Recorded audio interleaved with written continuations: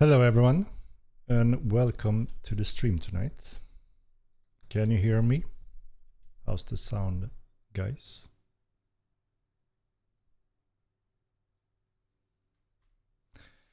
J45K. Greetings, we can. Great, thank you. UFO encounter in Las Vegas.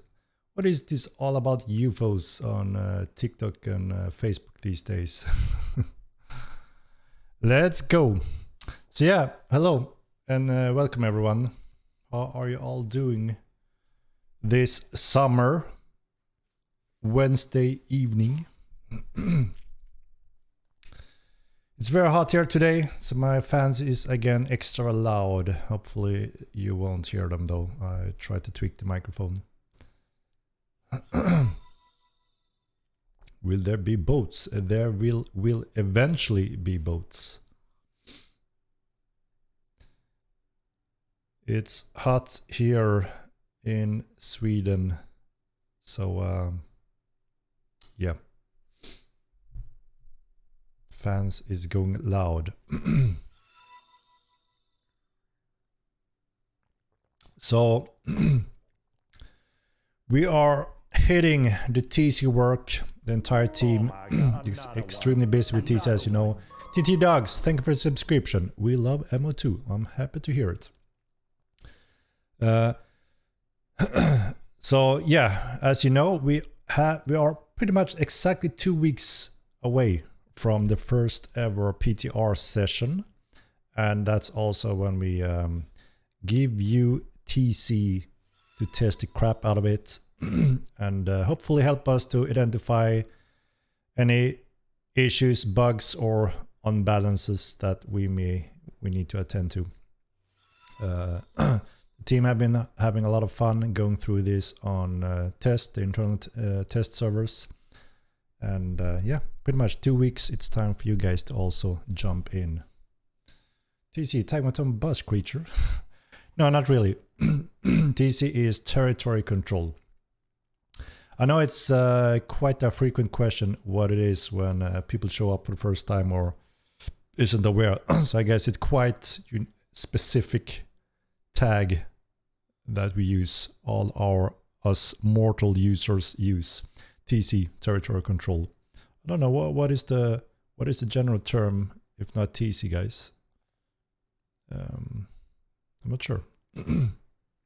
Already got tameable chickens, indeed. Indeed. Can we see ice prison? Not yet.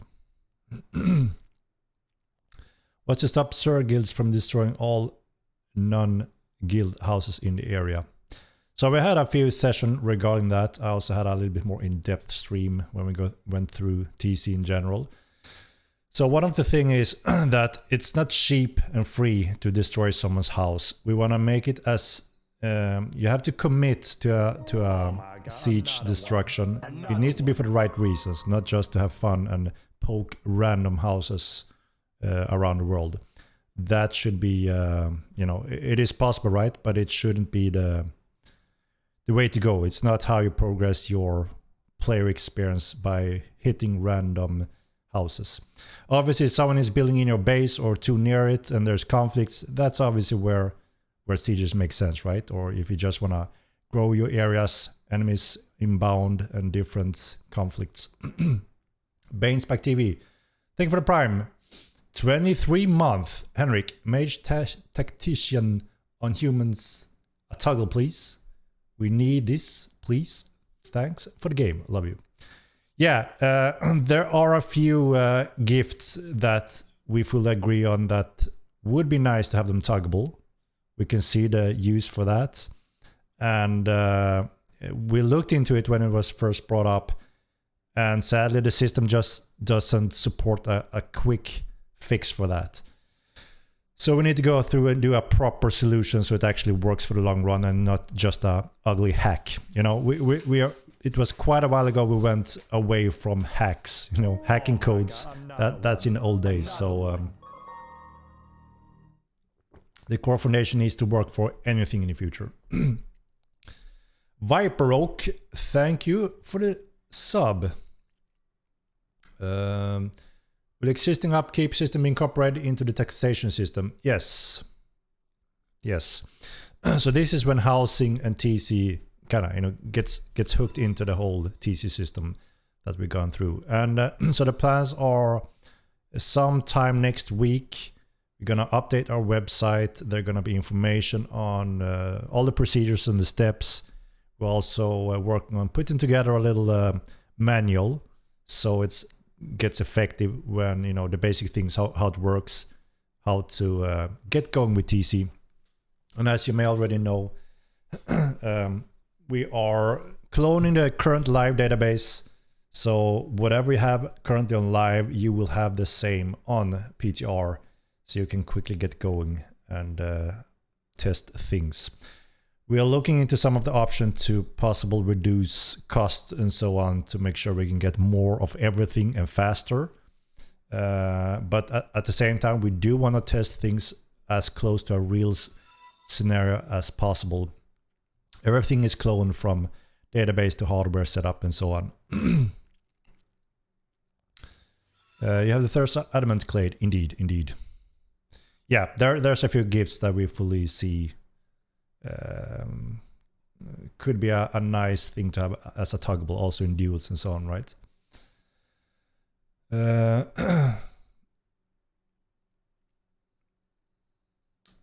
It's Plural's birthday. Can you wish him a happy birthday? Happy birthday, Plural. How old is Plural today? That's the question. That's the question.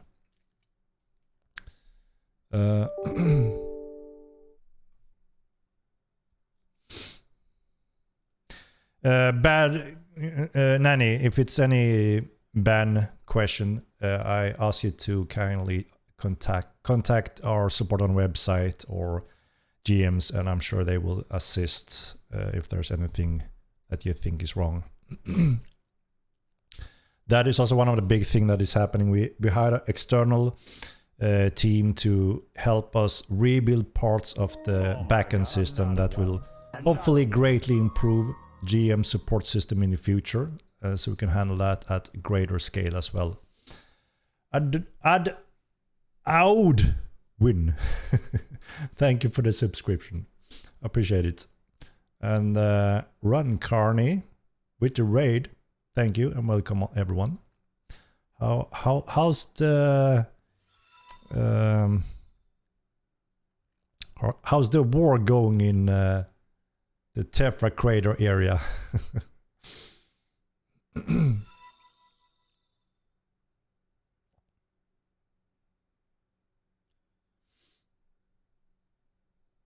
How much of the TC will we see? Full mechanics or just parts? So you will have the whole core part of the system. There's only a few things that we are still fine-tuning and polishing on, which we're not 100% sure if it's going to make in the first PTR or not. As you know, we plan to do another one, at least another one to follow up sometime shortly after.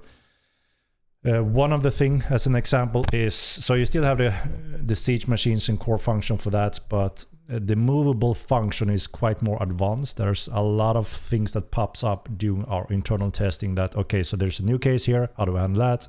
Now there's another case, how do we handle that? And it keeps going on because of the dynamics of the world placement and moving around in the world. So the actual movements, so far we only have the static siege weapons. You can construct them on place, but you can't move them around with the move functions. And that's what we're working on as the last step when it comes to siege weapons. And that's one of those things that I'm not 100% sure if the movable function will be in the first one or it will be later. But other than that, all general systems are in place, and there may be a little bit rough state on some of the user interface, the new stuff that we add to the game that may also get a little revamp, a little update, a little refreshing update when we get in later PTR or in the final patch. But yeah, in general, all the systems will be there to be tested. Total domination. Ronnie Carney is still going strong. Yeah, I remember when it was that stream in the car, right? At the airport or something. I don't remember where it was, but it was quite entertaining.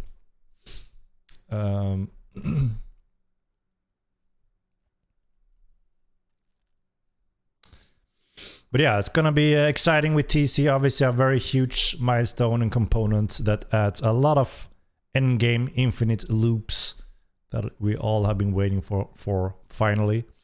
So it's gonna be fun to see groups, guilds coming back and how they fight for rule Mirland. It's gonna be interesting to see.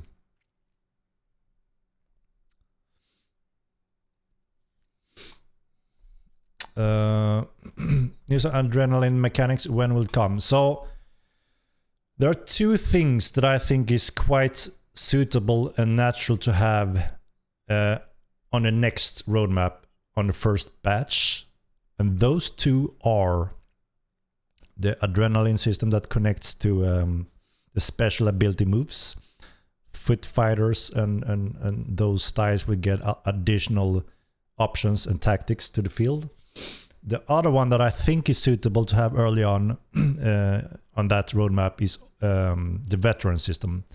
We noticed that there's quite the request for, you know, additional progression and fine-tuning characters, since, you know, we've been running for quite a while now. So and that's something that obviously suits everyone, right? Anyone that have progressed with their character and are pretty much done and happy with their character as today with skills and the clade system, there's not much more to refine, right? But with the veteran system, you will be able to keep on pushing those boundaries and progress your character. So it's something that everyone will benefit from and enjoy, I think. Sounds based. Why would it sound base? I mean, the majority of our player base is also a fighter, one type or another, right? So making that base component in the game more expanded, more tactics, kind of makes sense. Why the majority would want that, right?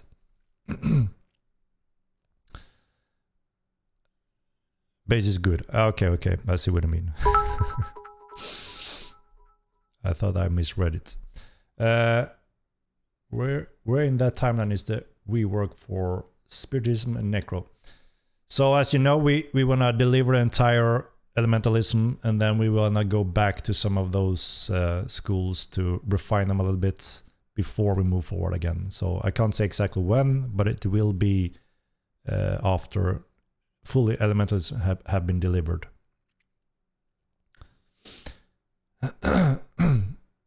I was talking about something else. All right. Buff colors. So I mentioned before, right?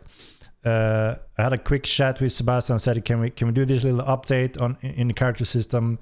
I looked into it. It said, Henrik, I'm a little afraid. So okay, let's not do it right now because we are extremely busy with TC.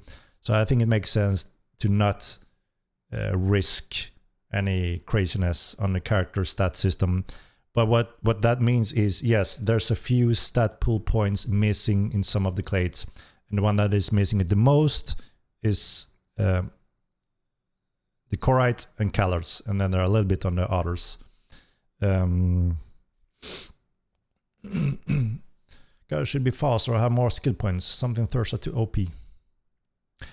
No, so since we changed the power of the stats since the first game, we didn't adapt that to the total stat pool. That's why there are some inconsistency in the stat balance on some of the clades, and we're addressing that. We know about it. We have the numbers.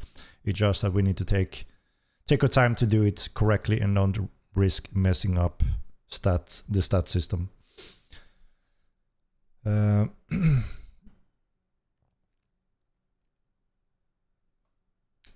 Yeah, we had a discussion when it comes to some specific materials being able to have some natural and magical resistance. it quickly gets quite complex and advanced, but we see that there's obviously some good use for some of that. So we need plenty of time to go through that in design depth to see if it's suitable to do and how.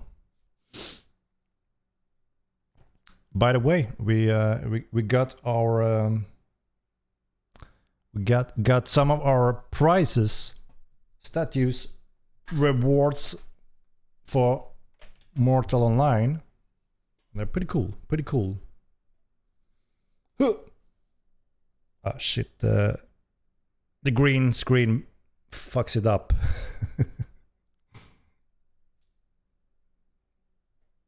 Can you read it? Bam! Pretty cool, eh? Weight have quite a hefty weight as well, so pretty cool. And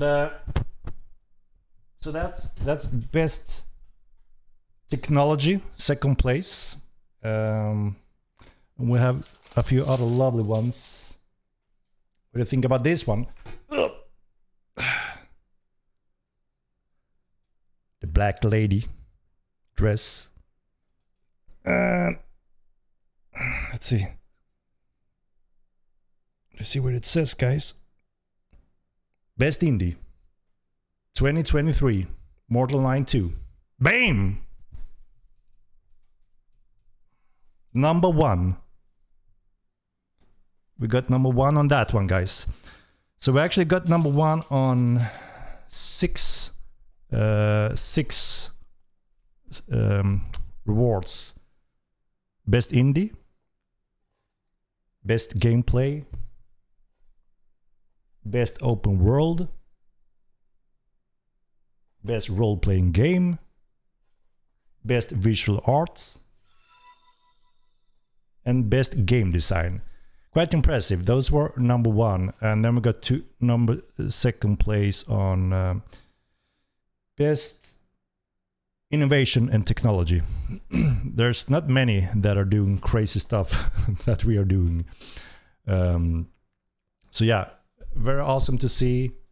There's the panel from Nick's Gaming Award in the world went through the game and thought that we'd done some really cool stuff being this small company. And we were obviously lucky in the timing not to compete with some insane giants during that time period. Maybe helped a little bit, I don't know. But awesome, really awesome to get some credits.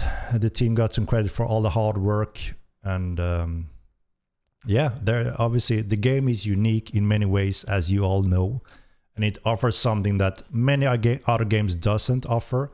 So obviously it feels awesome to see, the game growing, and game developers in the world and the game panel also, acknowledge that there's some really cool components behind Mortal Online 2. So the future is getting exciting and bright. We're starting with TC in 2 weeks, guys, the first testing phase, as you know. We're gonna follow up with a second test phase, and we may do a short third one as well. Depends a little bit on how the second are looking, and obviously the first one as well. And then when that's done, we will shortly thereafter deliver TC live finally. And then the big jump goes to Unreal Engine 5. So we are doing the switch to Unreal Engine 5, and there's a few components that comes with Unreal Engine 5 that will give a lot of improvements to the game. And we will do most likely some test runs on that as well. And then we take over the world, guys, together, along with Epic Game release. So yeah, really cool, really nice. So that's like 4 more weeks. For what, I mean? Congrats on the prizes, no joke, but will I be able to play it before I die? Play what? TC or what?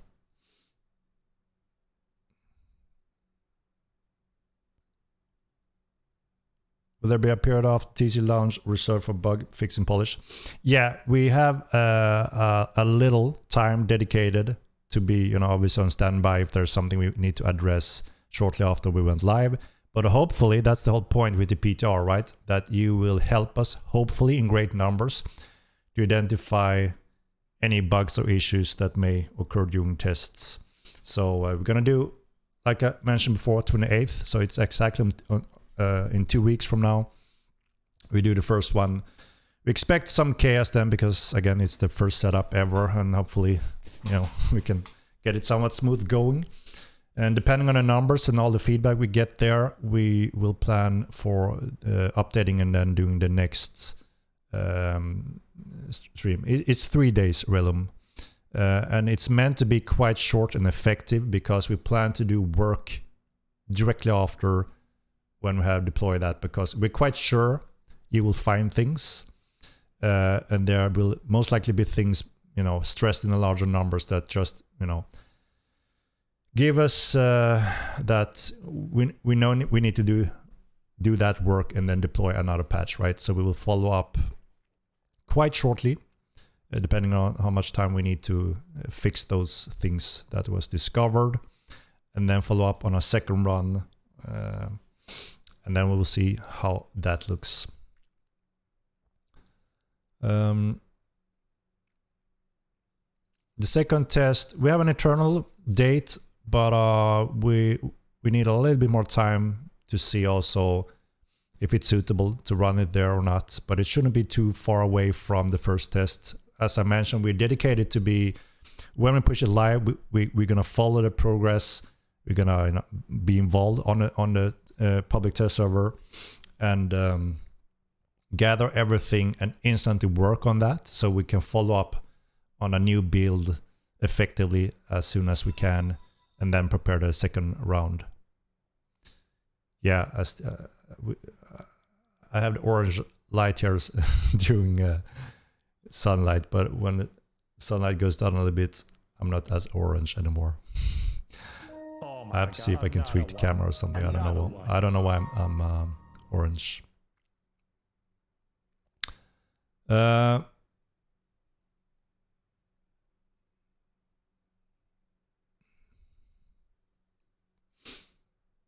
Zachary Grangle, thank you for the Prime. 8 months of Prime. Thank you. An idea when we could expect that new sexy pet equipment. So I'm not 100% sure. We have several parts now. We have armor, we have bags that are pretty much prepared to go into a patch, upcoming patch. There's a few things that we're not entirely happy with, and that is some of the armor on creatures that have a lot of fur. It goes through it and looks quite bad. You know, you can see it a little bit already on the Mulva beast, but it's even worse on the bear, for instance. So we need to mask out the fur and do some work there. We don't have a proper code support for that yet. So it's some of those things. It depends, you know, do we want to release it looking really good, or do we want to release that looking, we know we're already going to get a report that the fur is going through heavily. So yeah, the AUG may have that a little bit as well, but not as severe as what I'm talking about right now. So obviously we wanna get that function in place so we can mask out fur for everything, including Ogmirs, right? So, but yeah, there will be batches of them. I know we have the bags ready for TC at least because we're gonna need them. You know, we have the supply runs that are a big component with TC. It's very interesting components added to the running a successful city, and you know, the risk reward conflicts, everything goes into that, which means you need heavy beasts, creatures with bags to transport heavy goods effectively, or you may have an insane army with horses, you know, or just have a few Camperons or Mulva beasts to be much more efficient. So there will be bags for those big ones. You know, we don't have the Camperon live yet, right? But that's the plan to have also. Love the game, but I suck so bad. Did. Wish I was better.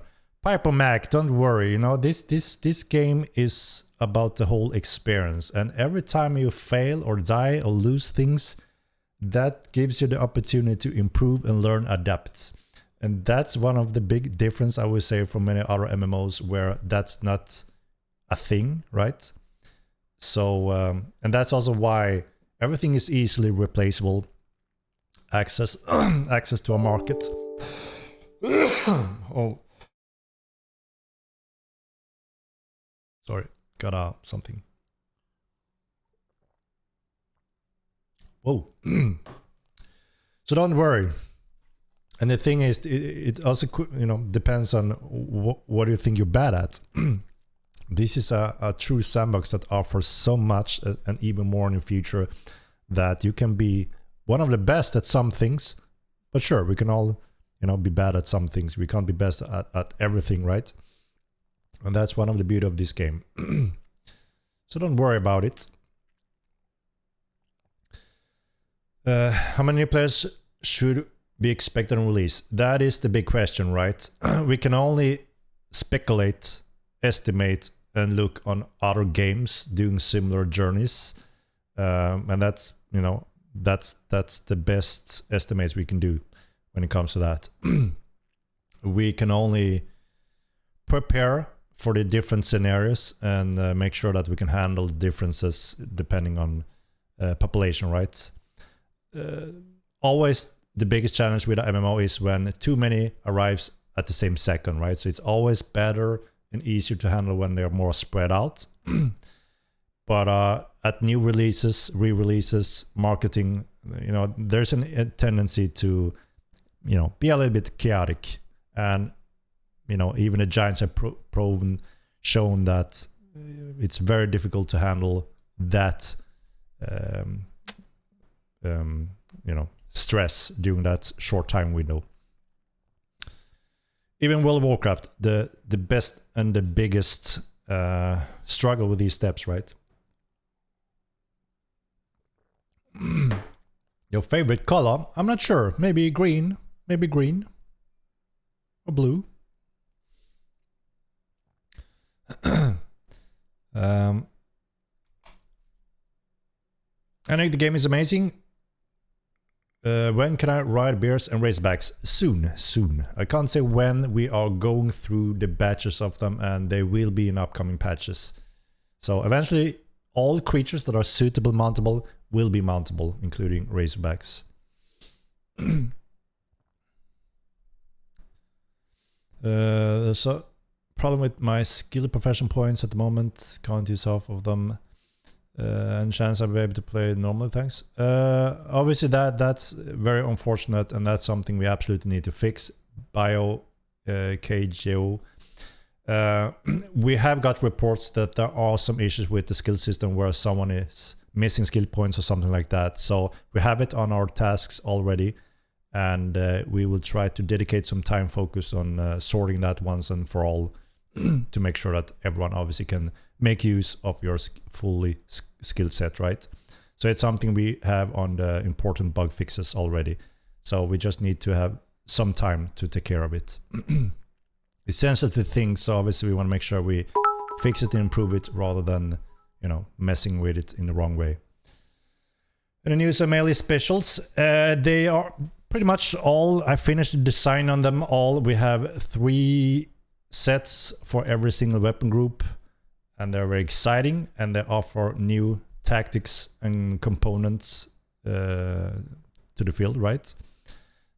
And as I mentioned before, I think, again, you know, I want to get the input from you, the community, that we are correct in that assumptions that offering the special abilities with adrenaline system and the veteran system are 2 solid components that everyone can agree on when it comes to adding that first in prioritized order on the upcoming roadmap. As long as the majority doesn't say no, we are wrong, that will most likely happen, right?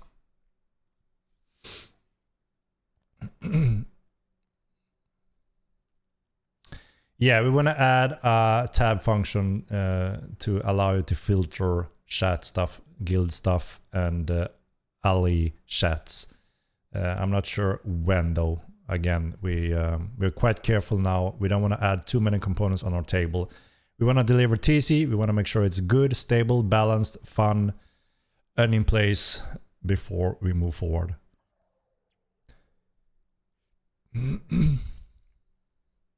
Supply towers, I think you said 30 of them across the map.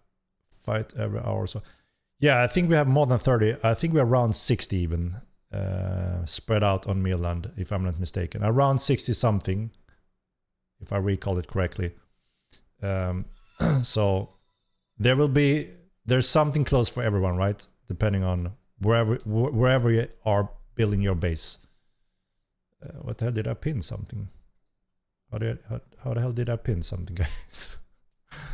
How the hell did I remove the pin? What the hell? I accidentally pinned something. Delete this message. Unpin this message. Okay, sorry guys. I'm a noob when it comes to streaming.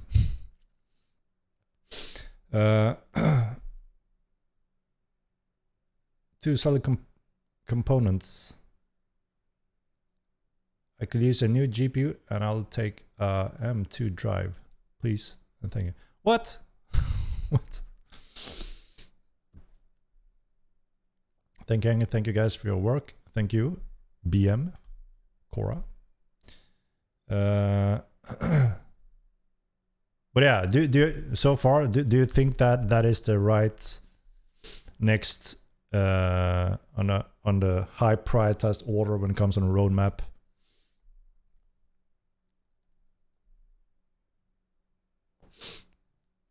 The west side of the map is barren of endgame content and resources. Is there a plan to give west side of the map some and yes, so entire Midland gonna be highly populated with a lot more stuff, mobs, invasions, dynamic spawners, and some resources, along with the epic approachment patch. So you know the world gonna be a lot more populated. Delete my question. What? Did I delete it? Sorry if I messed up. I accidentally pinned a chat message, I think, and I thought I unpinned it. Celebrate my birthday. Happy birthday, Nanny. What kind of change are coming to weather change spam? Do you mean when people are changing the weather with magic? I mean, that's the people, right? You deal with the people.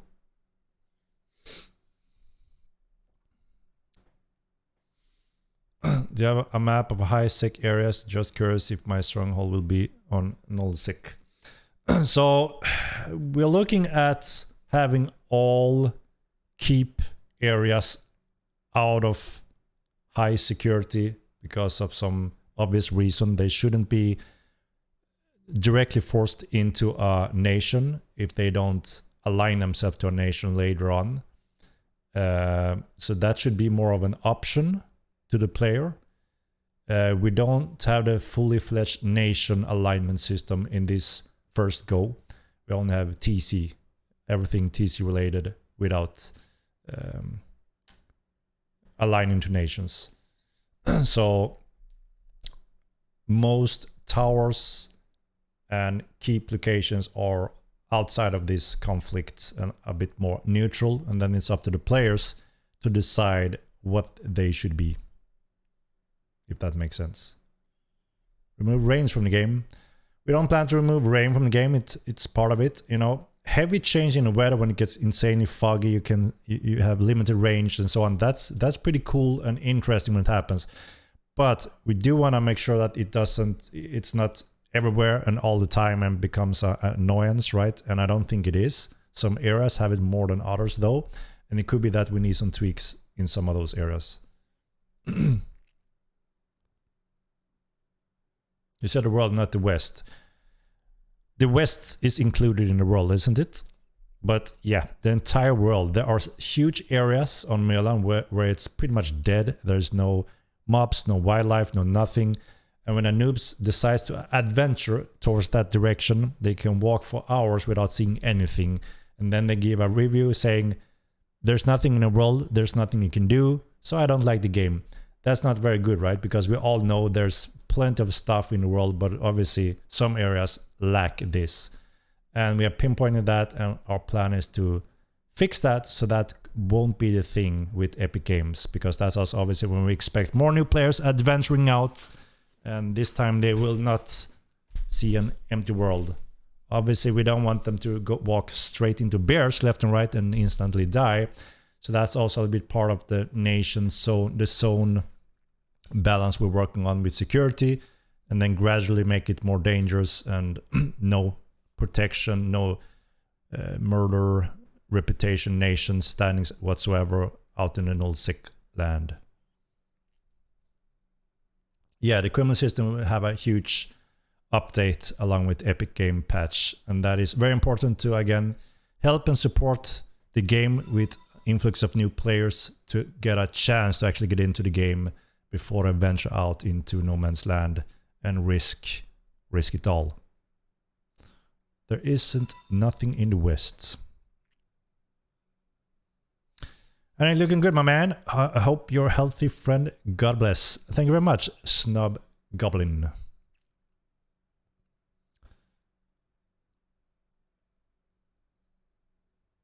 And Star Wars Galaxy, each planet had different resources that changed the respawn location every weekly. Was fun, got people out more exploring rather than sitting in one area map. Yep. Star Wars Galaxies was a really good game. I enjoyed it very much, and I'm obviously heavily inspired from that game also. It's one of the MMOs I did enjoy a lot. So I agree, there's a lot of good stuff, you know, coming from that game, and we are inspired in doing a twist on some of their things as well.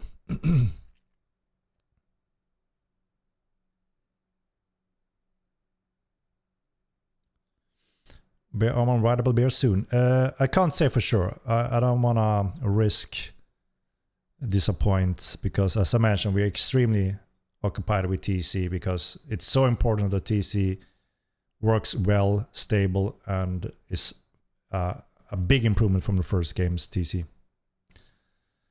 But obviously eventually you will be able to ride them all and gear up. More dungeons for solo. Yes. So one of the thing is we're adding a lot more solo content, from casual mobs, different enemies, to more challenging. We did some good success with the outlaws that you have probably run into since we patched, right? And we plan to expand that heavily with a lot of variation and cool stuff. So there will absolutely be more action spread out in the world, very dynamically so, where, you know, obviously you have to learn that, is this soloable or should I retreat and, you know, bring a friend or so.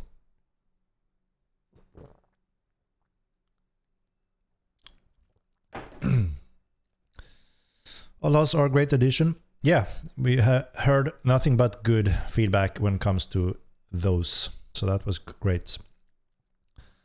I'm happy it sounds like you're all not trying to rush TC at last minute. I would rather wait and see it done right.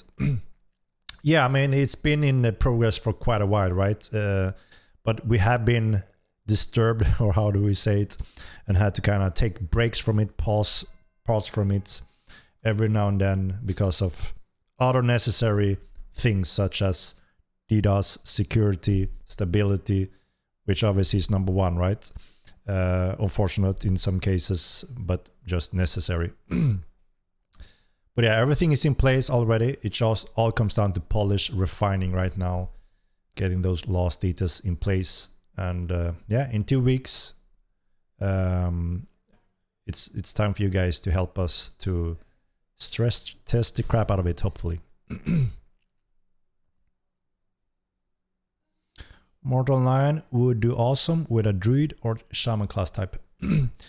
There is a so-called druid magic school on the upcoming roadmap. I'm not sure where it comes in order.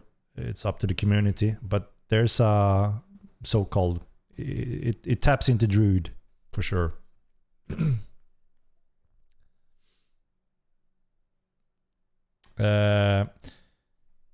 So the new armors. Is there an update on the new armors other than the one shown a few weeks ago? No, not really. So as I mentioned, we have 3 clothing light cloth armor types that will is planned for Epic. So we'll be able to populate citizens, cities to have more clothing stuff. They all mix match really nicely. 3 very distinct different styles, but they still mix and match really nice. That's why it takes some time to produce our gear, because they all need to fit the same system, the crafting system, and mix and match without issues. Yeah, those are planned for. Can Driz become werewolves? There will be some body parts morphing into stuff, yes. What about rewards for bounty hunting? We have a proposal on the design. We just need to fit it in our upcoming schedule somewhere to deliver it. But yes, absolutely. Now when we know that system works and are fun and interesting, especially with updated fine tweaks on it and options on it, and obviously rewards on it, right? Because that was an experiment initially, but now when we see people enjoy it, it works. We're just missing those components. We're gonna try to make that happen as soon as we can, depending on again on what you, the community, want us to deliver first. We really want to deliver the stuff the majority wants the first before we move. I mean, eventually we'll get it all right, but we're looking at years ahead of us when it comes to all the development that goes into Mortal Online. So you will help us pinpoint what we want now rather than later.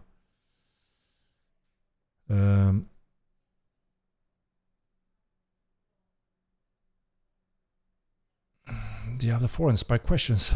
What?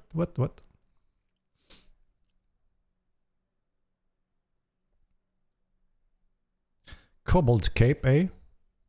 We have a cape in mind. One of the things. When are the fixes? We are fixing things in all of the patches. Those are always high prioritized. Or polish, bug fixing, and sometime quality of life. You will see a huge part of in every single patch. And we're trying to identify all the necessary bug fixes for TC and especially Epic Games release to have those covered.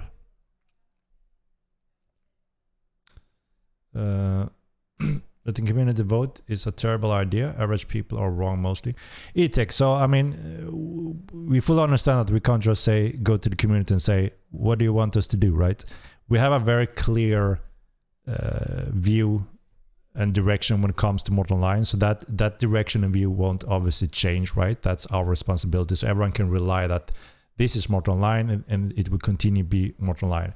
But where we want your help and think you can help us with is that if we give you the framework that these are the groups, here are the options, now help us pick, because we want to pick the right ones. That's where I think it becomes, very efficient, and you can help us picking the right things, more of order of things, rather than getting this thing this year or the next year. That's something you can participate in, right? So I hope that makes sense. Will in-game chat support accents? What do you mean, Mahone? What do you mean by that?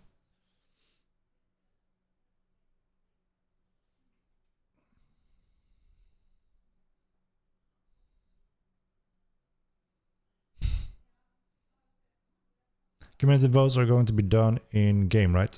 We're looking into those options. There's a few options, and again, we don't want to put additional task or burdens on the coders because they are heavily occupied with especially TC now and Unreal Engine 5. So we're careful if we can find a way without putting any workload on them. That's what we want to do then, right? So we will see. Is it true that murders will not be allowed in towns? So there's been a lot of requests again to bring back the red murder murder system that we had in the first game. We also got a lot of complaint on that back then. So obviously this is one of those things that can't ever be perfect. Everyone can't ever agree on those things because they are quite the opposite of each other, right? So we are looking into making the criminal system update where we can identify a real murderer that goes crazy, just murder innocents on the run. We can identify them. We can make them outlaw for different nations on top of the nation standings. If they're known record murderers, then obviously it makes sense eventually that they're not allowed, right? So we're looking to possibly add red for specific murder cases where they may not be welcome in friendly city nations, while we may change the murder bounty to be a brown or something similar, because we still want to promote the bounty system. So we have a few steps that we are looking to add along with the criminal zone justice system to improve that system, to help the community, to help new players, and also add consequences, right? Because even the murderer says there's no consequences. There should be consequences. Obviously, we're gonna inform everyone about this ahead of time so people can adapt and do what they need to prepare to be an outlaw, if that's the case, right? I want the red name, gimme.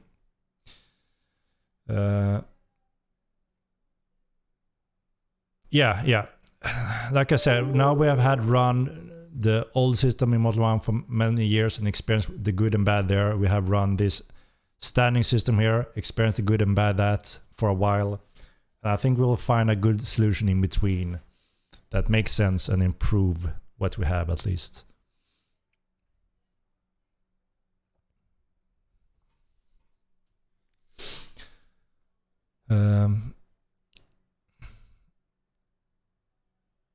I've seen PAX Day, what they have shown, and yeah, I mean, everything looks awesome on Unreal 5, right? The question is what kind of game it will be, and when and how, and the big if, right? There's always a big if when it comes to ambitious, large-scale MMORPG to be released. The absolute majority never gets to release or manage. Only, actually, that's the sad truth. A fraction of every single MMO project in the world gets to be released. And we struggled hard on the edge with Mortal 1. So, we know how extreme it is. So, if you have a giant behind them, like, Blizzard, Amazon, then obviously you have a much greater chance to make it happen, right?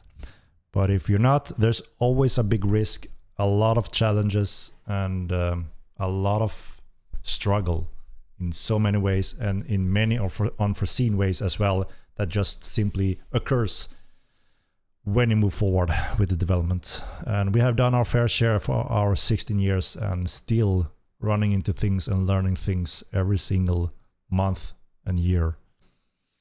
So we will see.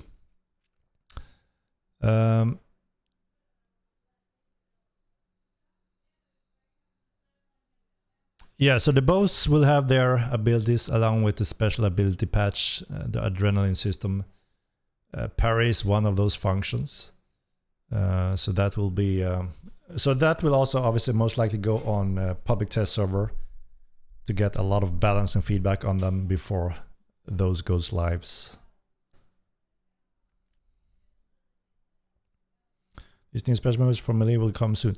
That will be after Epic Games. So like I mentioned before, I think it will be one of the first batches on the upcoming roadmap, because it's a big thing for everyone in the game and everyone will benefit from some more interesting in-depth component when it comes to combat in the game.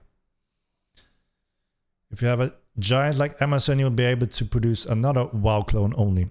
I mean, New World was set to be a little bit more towards Mortal before they looked at the numbers and thought, no, we don't dare to. We wanna try to compete with WoW instead. And obviously we have to turn off PvP and loot and everything. So they did. Business-wise, I think that's the only solution for them that made sense. That's why it happened. But we don't need to compete with 40 million subscribers, you know. So we're not worried about that. We need a small fraction to be very successful. That's why we want to try to offer the most exciting, interesting, unique MMO game ever. And yeah, hopefully Epic Games will push us forward in the right direction for world dominance when it comes to sandbox MMORPGs, with a challenge and the requirement to actually use your brain to be successful in different ways, right?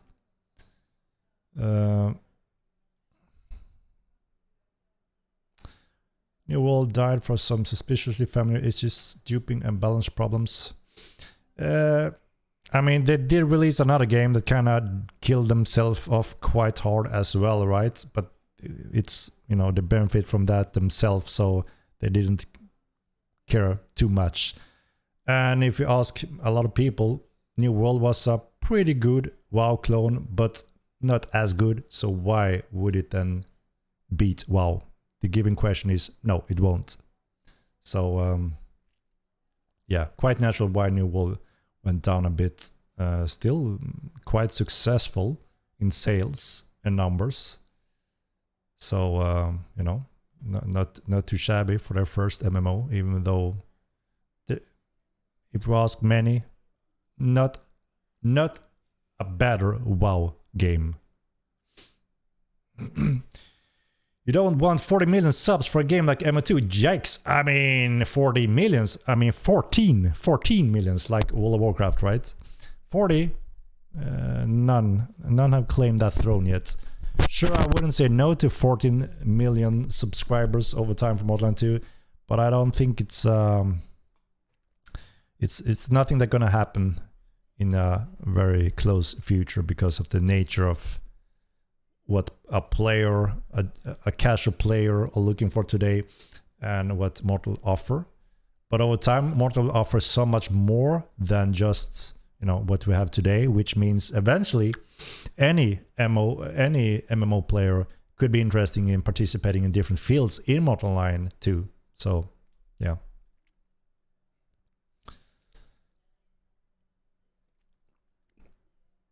Shipwrecks now isn't a static place, now it's dynamic spawn. We're experimenting a little bit with shipwrecks across the world just to see how we could incorporate those variations as well. So I crashed at 2K. Do you guys not remember launch? Game alone? No. That's completely false. The game doesn't crash at 2K. We almost on every daily basis surpassed 2K. We haven't been crashed for, I don't remember the last crash. We do have one node crash. It's the exact same node crash that happens almost like every second or third day. And the more players online, the more frequent that crash happens. And our backup system, the node backup system, only runs for a certain while before that needs a reset. We're actually upgrading that system now, so it always resets without a reboot, which means we should have an infinite runtime when that's in place. Obviously, we want to fix the node crash as well, right? But there could always be, we had a few node crashes that are extremely rare, that we never seen before, and obviously when it happens, we fix it, right? But there could be another one in the pipe that happens when there's extreme rare circumstances, or when we have additional thousands of players stressing components. That's why we think the long-term solution is to have a backup system that start another node and take over the one that crashed. So it's always, there's never a problem to keep running it, right? So that's a long-term solution. So since Steam launch, we have increased the network capacity and performance by thousands. Huge day-night difference.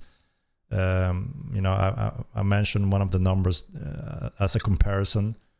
that you also witnessed during the big battle after we actually deployed some of these big components when it comes to performance optimization. It went from 32 seconds of delay when we had around 2,000 players and have one of the largest battle ever, to 1 to 2 milliseconds with the same numbers and even more players in the same locations on screen. You saw the Koalisha battle, right? 450 players on screen in one location. Quite bad FPS for everyone that was there, but the network was flawless. Not a single lag, not a single fluke. Perfect latency on the network side. And that's what matters, right? The next component is obviously to try to improve the FPS as well. Optimize client performance so people can enjoy those large scale even better, right? So yeah, those old numbers guessing that the server crashed for certain numbers, that's false. That's a very false statement and haven't been true since Steam release, since we updated the network.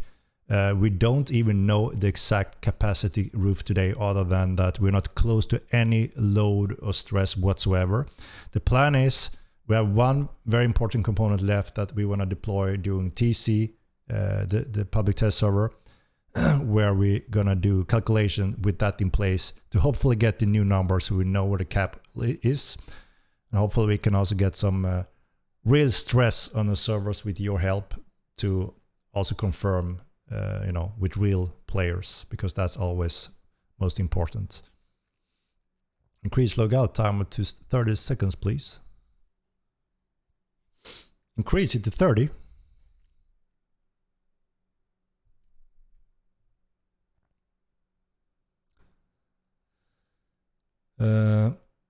Several starters near animals and NPC spawns out in the world, same in cities when rain hit. So it's forgiven. I'm just guessing again now that you're talking about the classic level streaming issue that we have in Unreal Engine 4. When you travel in the world and you go close to a city or leave a city, there's a specific line where we deload or load huge assets and content, textures and data.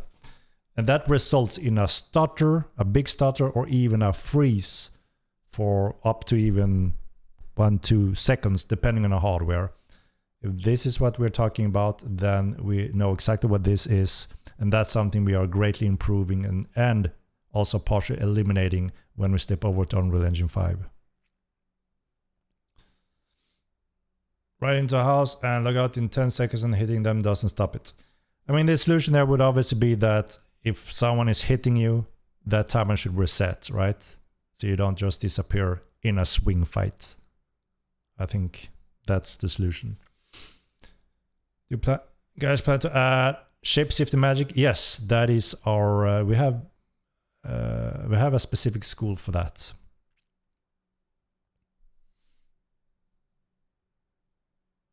Can you please delete castle from Tindrum? No, it will be a nanite castle eventually. That is the plan, which means it will not cost performance anymore, thanks to Unreal Engine 5 magic.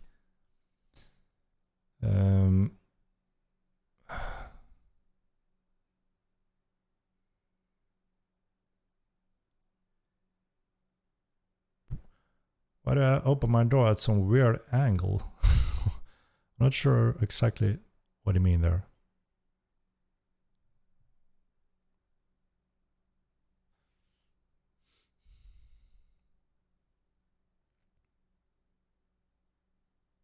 We plan to show more about Unreal 5. So now we have two different branches. We're both working in Unreal 4 with the current patches such as TC.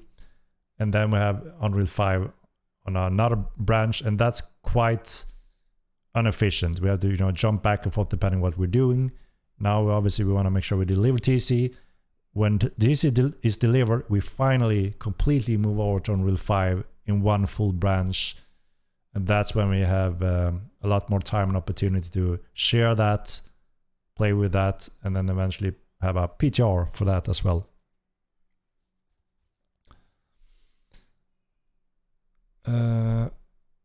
Nanite is magic though. Super high polygon models that don't need big texture to look amazing and most Yeah, nanites is a really cool system that allows us to push a lot of details without heavy bump map, normal map, and other old school tech to make it look detailed, even though there's not the geometric details in those models.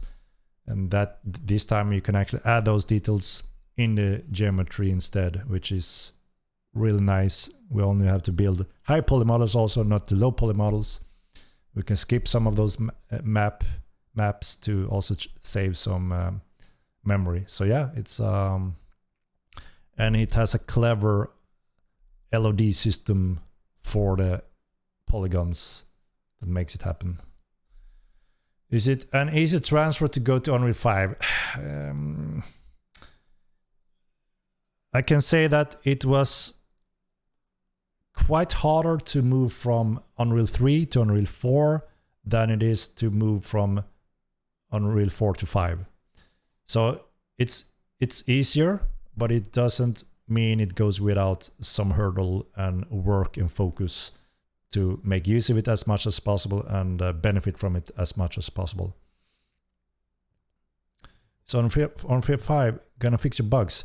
No, game mechanic bugs Unreal 5 doesn't have anything to do with. So it all depends on what we're talking about. Obviously game bugs is something we coders need to solve. The engine doesn't solve that for us.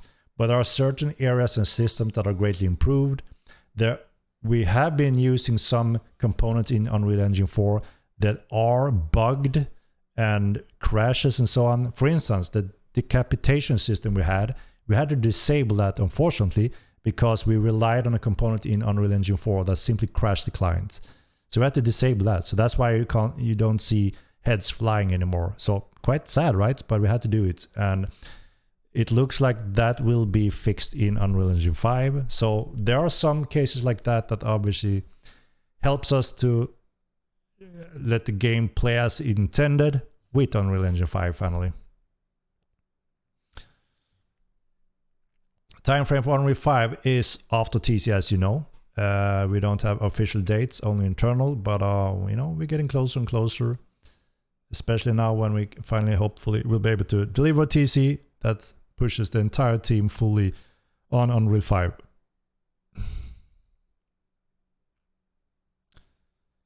All right, guys, shall we, before time runs away, shall I show you the little sneak peek armor today? The little sneak peek. Sneak peek. Sneak peek time. It's really cool. I love it. It looks awesome. Let me know what you think, guys. Chicka chicka bam! Chicka bam! Look at the feet. Look at the details.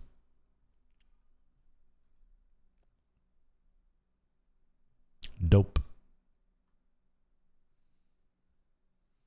Especially moves be unblockable. Some of the moves will not be parable, but blockable.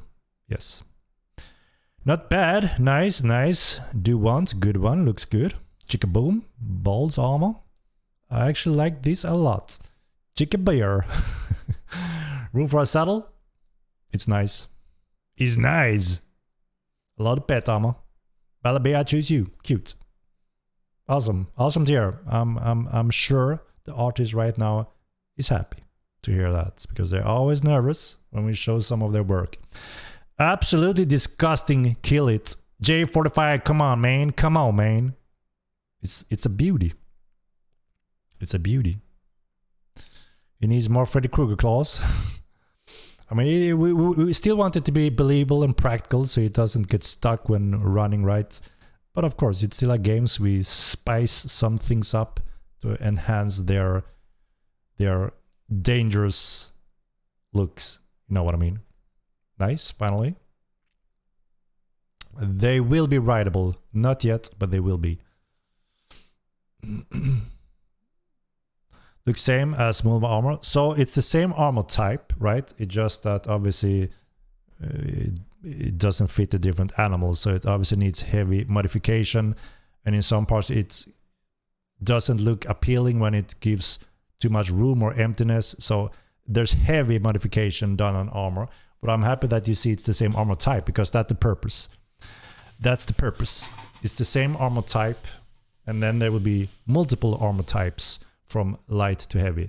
And this is the first heavy armor type we are doing, and this will also replace our horse, the heavy horse armor design later on. So you will recognize this on all creatures eventually. She's beautiful.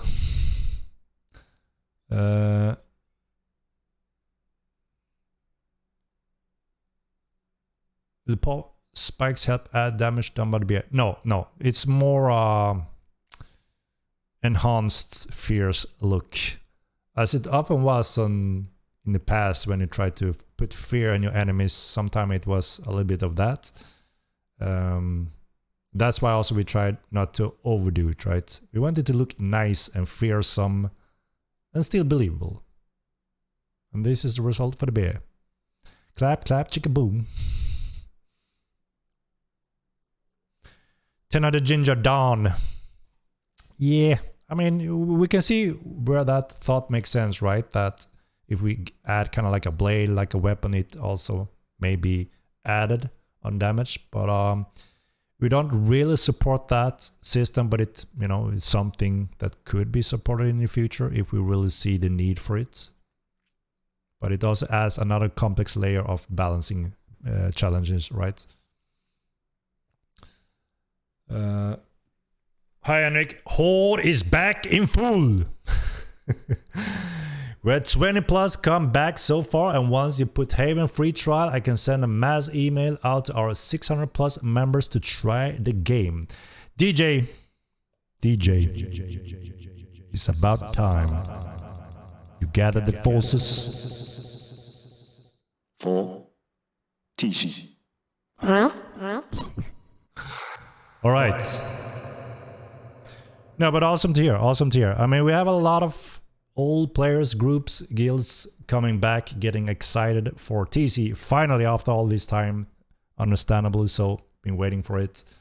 So yeah, we can't wait to see some old faces back in Mortal. No, I used my little board with sound stuff, you know. So yeah, awesome to hear, DJ. That's 20 plus. Came back in like 2 days. Awesome, DJ. Awesome, DJ. What was that? No, it was... Listen. It was... Of my... sound. Alright. Nothing but my... Okay. Do you hear me? That's what it was. I don't know how that sounded, but... Then you bam them with 15 pounds per month charge for 0 extra car slots. Short piece. No, first of all, 15 pounds. That's not accurate. That sounds quite a bit more, right, than the US dollar, the 14 US dollar. But yeah, with Epic Games, we plan to enable the subscription. As you all know, this is a subscription-based game. It's just that it hasn't been ready for obvious reasons, and we don't want to charge for that then. But if we want to keep supporting the development, keep expanding it, making it better, add more features, and deliver the best sandbox game in the world, somehow we need to get funding for that project, right?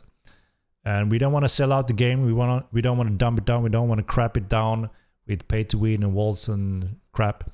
So the only suitable and natural option is subscription.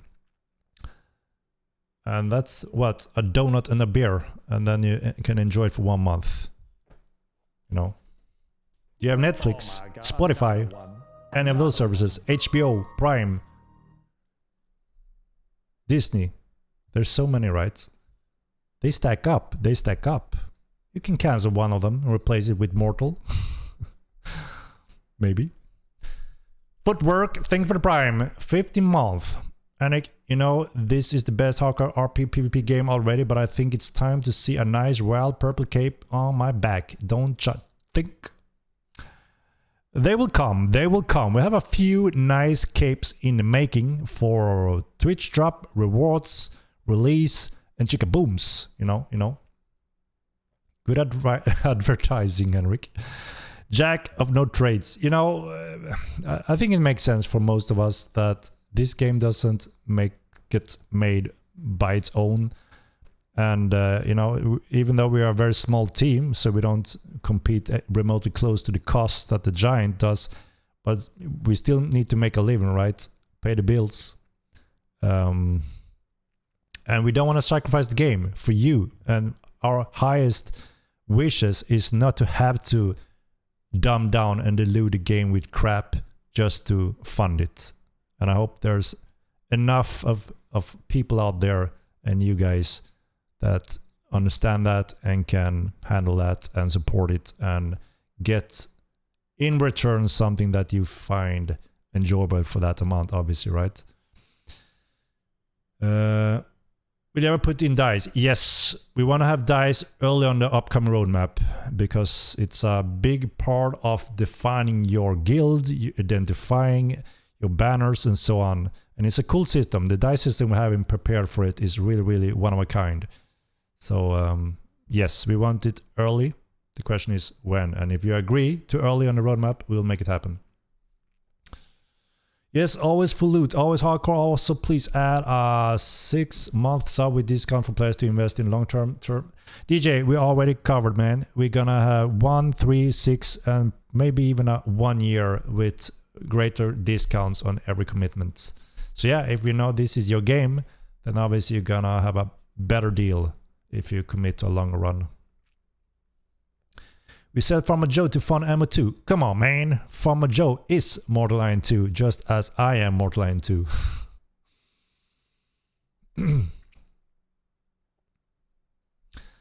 Jake, you want more materials, eh? You know, we have a shitload of all content. The question is, where do we pick the things? What do the players want? You know, there's so much to choose from, right? So we want to try to narrow it down when it comes to the community interaction there, so we don't go choosing between 100 things. So we want to narrow it down a little bit, and then we go on from there. And obviously the next roadmap of that will be a new run, right? By 1 year. That's cool, DJ. We also need to wait to craft arrows. Yeah, bow fletching is also on that list. If we do the 1 year sub, does it make our in-game pernos longer? I'm not sure about that, Dudgeon. Lifetime sub. I think we'll get pet armors. Maybe we should get pet potions as well before TC. I'm not sure about that. The only thing we have time with right now is polish and TC. That's our 100% focus currently. Can you have the gym stop teleporting people randomly when it doesn't solve their problem? I'm not sure what you mean, but obviously they have a very strict guideline how to handle teleportation if someone is stuck or so. There has been some circumstances when that have been a delayed or haven't put the character on the spot, having a fall through the wall or something that caused a little bit of a mess, obviously. And you know, obviously the GM tried to cover that as fast and efficient as possible. If there's any issue, always contact support or lead GM, and they will investigate if there's something that you may think is wrong or so on. We're improving all those areas and systems, and we're also rebuilding a new backend system to much more efficiently handle all support in our game.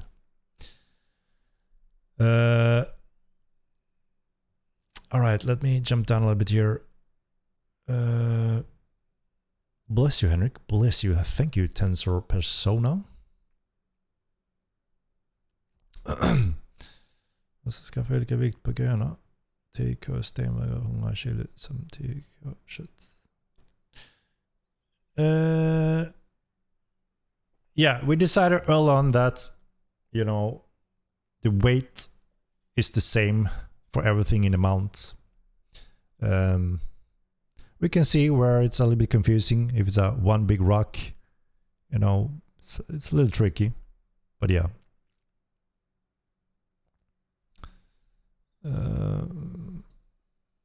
what happened with the fist weapons you showed a year ago? So those weapons are made, the models, right? So the next step is to, if the community wants the fist weapon group on the upcoming roadmap, that is a vote that it will be an option on the upcoming roadmap. So if we see a huge majority wanting that before anything else, that's what's gonna make it. What's gonna happen, Heimdall?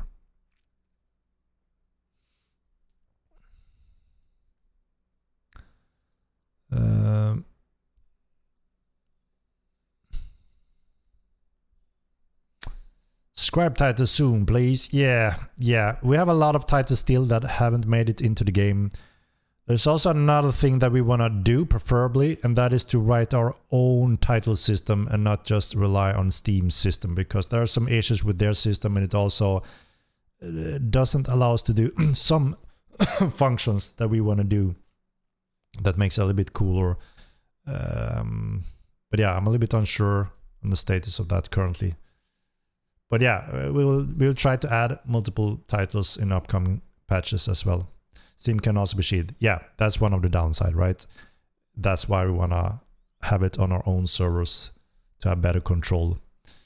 So that's why we can't rely on certain valued things on that for Steam, because we don't have that control. So it's just titles for now, right? But we have room for some more cool functions around it. So sooner or later, we will most likely have our own system on our servers, so we can have full freedom and access control to do exactly what we want with the titles in a more cool way.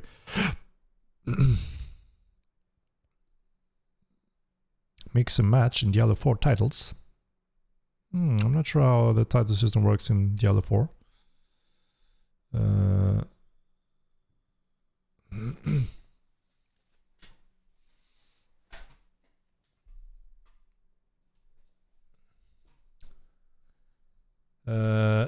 Trolls can only be dominated with a certain tool, and that tool is not yet in game.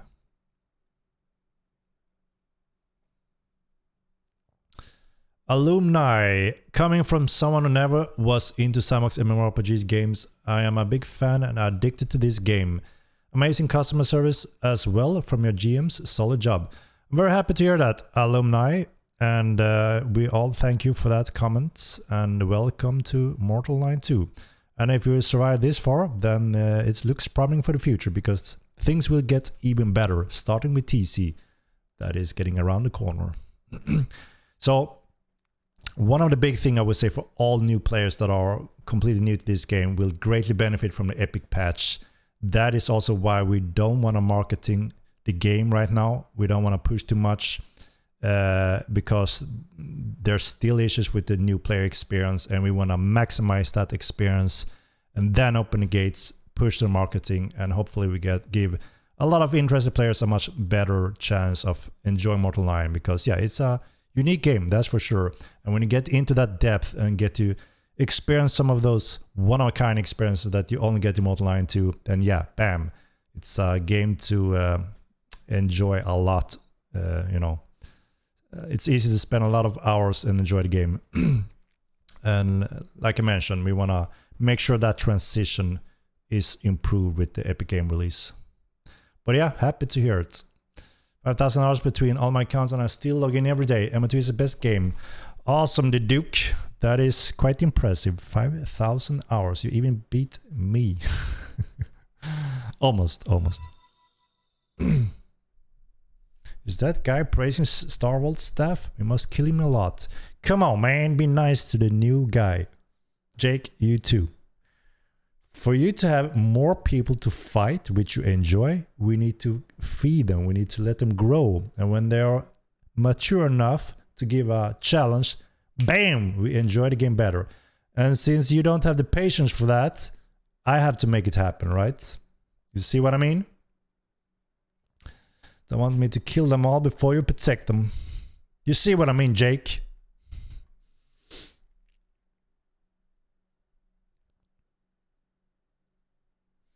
And after all these years, what is the thing that you are more proud of about MO2 and Star Wars? Thanks. Good question, good question. I mean, Borderline 2 has so many crazy things going on for it, right? So it's hard to say. It's hard to say. I mean, we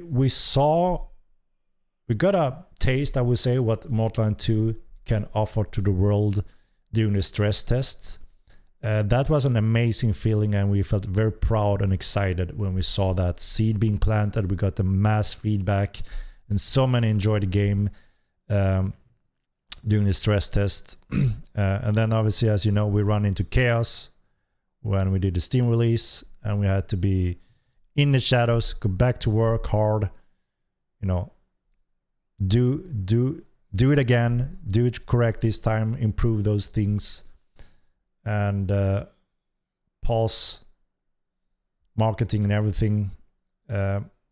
We can't wait to go back to that state where we, push everything forward, because that felt really awesome. I remember during that stress test, I also logged into the game. I was in Medulla City, and I had like 100 people around me, and we're just talking to everyone, and new players and old, just having an awesome time together. And the new players said, holy shit, this game, I never heard about it, and wow, this is gonna be huge when it's ready. And hearing that from so many players, casual players, new players, clueless players that haven't played it, that was a proud moment for all of us at Star Wars, because that obviously showed us that it has no boundaries. If we do this right, there's no boundaries, and that's very exciting. And of course, obviously, making this type of game is quite insane. It's super hard to do. There's so many problematic areas, but somehow the team managed to, pull it through, chaos, uphill battles. And obviously I get proud for still being able to be here with the team and with your support, and get a amazing opportunity to put Borderline 2 on the world map, starting with Epic Games. So yeah.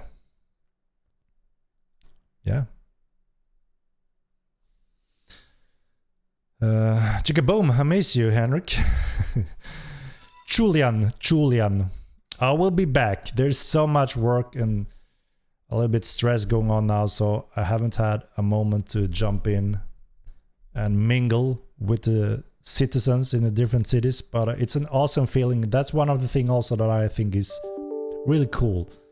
I can jump in on one of my undercover character, sneak around with people, overhear them talking on VoIP, and I can also jump in the conversation. Many times no one knows it's me. They even try to recruit me and want to teach me how to play the game, and that's awesome to see players that want to recruit me and learn me how to play the game, right? That's awesome. And I have to politely, thank them for that, but I'm on my way. It's awesome. Then sometimes someone hears me and says, Henrik, bam, they got me. So I mean, that's only that is very cool. I think it's a cool experience for me playing undercover in Mortal. It's really fun. Undercover character. Yep. Okay, Wolfgang. What?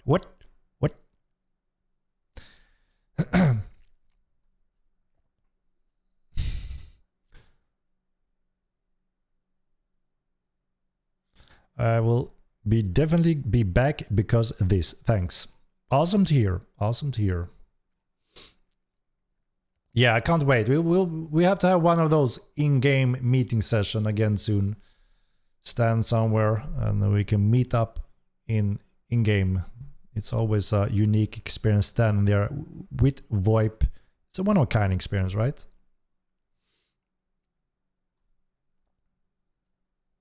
How many times have Taz murdered you while on the cover? Not a single one time, but I've actually murdered him twice, I think, if I'm not mistaken. Twice. I hit him, bam, and I had to do it. I had to give him some of that pain back that he's so generously spreading to the noobs. So I got him twice, maybe third, I don't remember. It was quite a long time ago now. But yeah, I whacked his ass. Bam! Took his head. I wonder if I have his head left as a little sign. Maybe I do. Maybe I do. And then some of you guys accidentally pushed me down in the sewers in Tinram. I was on the edge. Bam! Someone pushed me. Fell down. Died. I thought, damn, I'm gonna go back and whack him. But I I let it pass. I let it pass. Because again, I'm playing undercover, so I have to be careful not spoiling it with VoIP, right? Hacks, come on, man. Come on, man. Miss Murdering you in Royale. Gutkin, let's do it, Immortal. Let's do it. Let's see what you got. Let's see what you got. Your beats us and Brax. Come on, man. I mean, it's not that Jake is bad. I would still say it's in the top tier across the world, including beating European players. There's a lot of skill involved, right? You have to adapt and learn when it comes to the delay and parrying. And Jake is good at that. He does his twinsel stuff really good as well. So there's no denying that. There's still a high skill set that does determine most of the outcome for the general audience, I would say, in the game. But the thing is, if I would duel today, I would be crap because I haven't dueled or practiced any combat since a very long time. Then all your skills go out the window and you're clueless for a while until you get back to the ropes, right?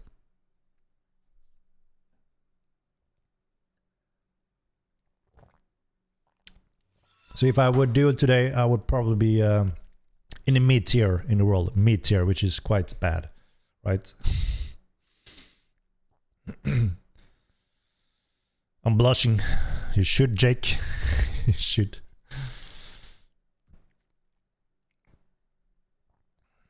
Need kick, tackle, etc. Malaise and fun mode too.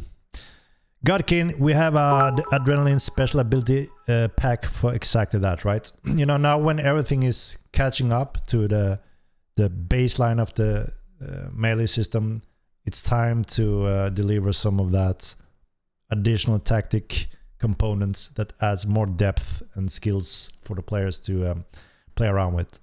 So far we have designed 3 special moves per weapon group type. And yeah, some of them are parry breakers, wind up, engagement attacks, which we completely add new tactics, so you don't just have to wait for the parry game, right? So it's gonna be fun and exciting. We're gonna have a public test run on those as well to see, to get them in balance and in a good place.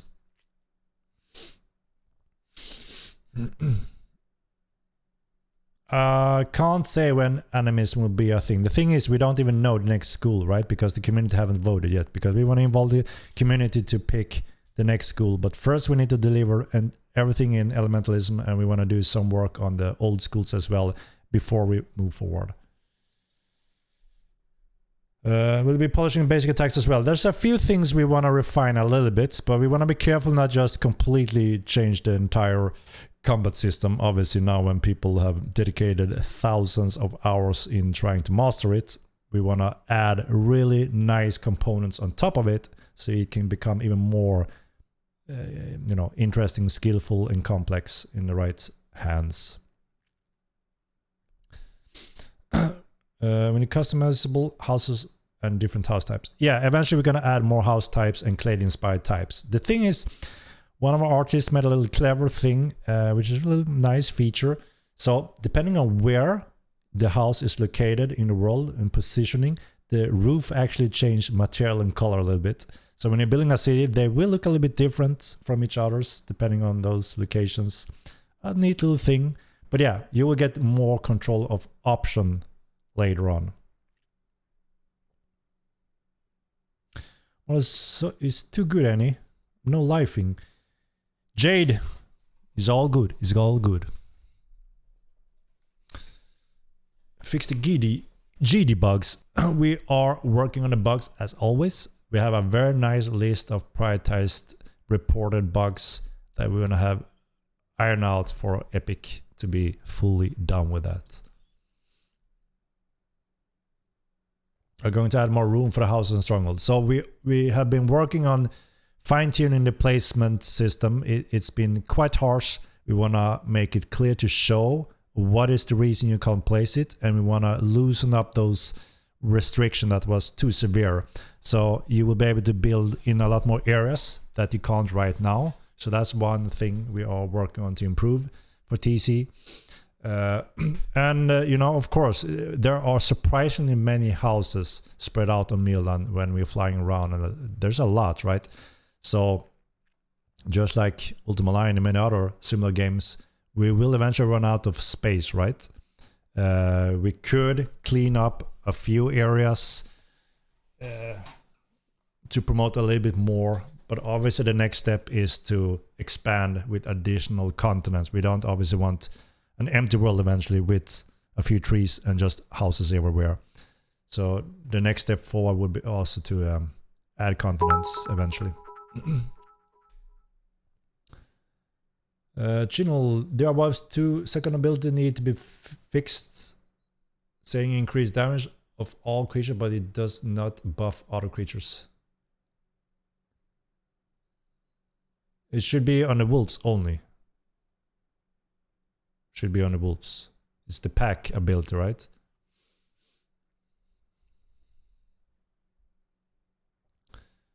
When is Epic release? I mean, give his date, your player base that's been around since the release have done all the content in your game. Velek, you will be hell of a busy with TC, that is around the corner, right? And Epic is the big next one. But it's not that far away that some may think, including TC. I mean, we're getting there. We're getting there. It doesn't even affect wolves. Yeah, and that would be the mistake, I think. It should affect the pack. So that's something we need to look into. Pack currently affect all creature. Yeah, we have to look into that. Will the new adrenaline system allow for dodge or evade skills? Not initially. But it could be that there are room for us to experiment a little bit with quick step dodges and so on. We had one in Modern 1, but it's very tricky with the latency, and quick movement is always a challenge. We don't want you to look like you clearly use the quick step to not have the distance effect, right? Because that can be a frustration. But there's a few things we want to test with it, and it could work. And if it turns out on test that it actually works and the community confirms, then we may have it, right? So I can't say for sure until we pretty much tested it.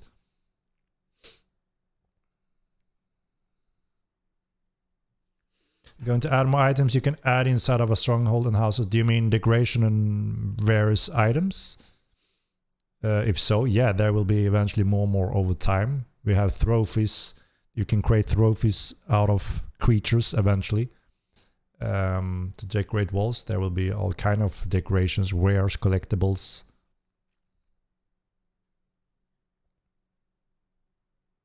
We're going to be able to paint gear in guild colors or something. It would be great to be able to distinguish that.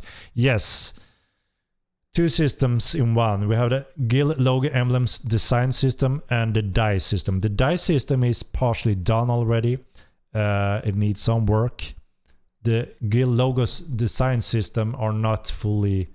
there's a few design questions and haven't been done code-wise at all.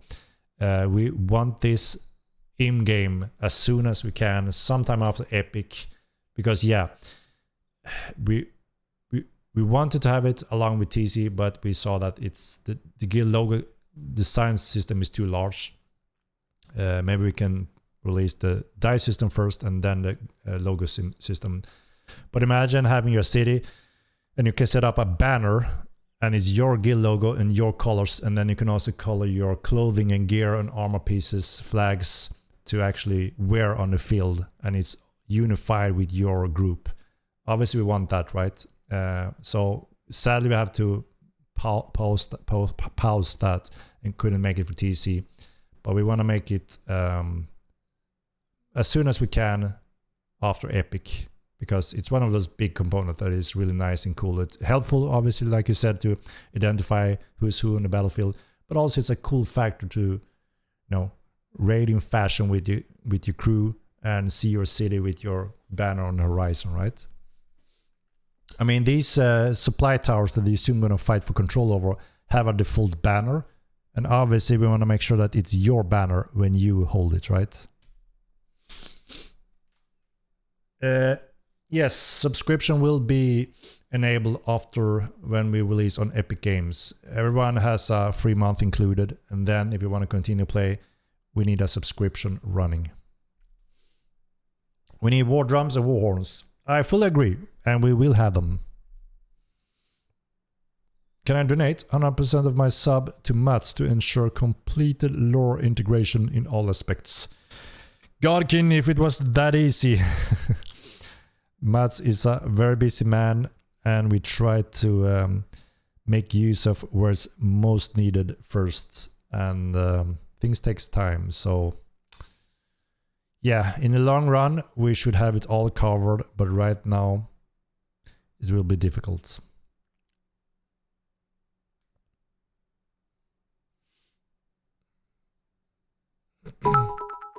What's the reason for debuffing Mount Mages so harshly? I mean, Mounted Mage was called the most OP and game-breaking component for a very long time, until we added a very small but very important component, and that is dismount. That's the only thing we added. The only thing we added, so you can actually counter a mage.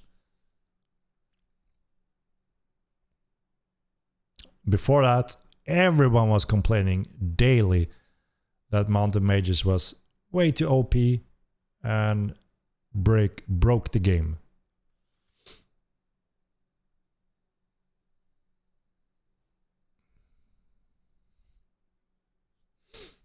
Now everyone can be dismounted, at least mounted archers and mounted mages, and that was a very important component, right? And since then we haven't heard much. It's much more calm and quiet.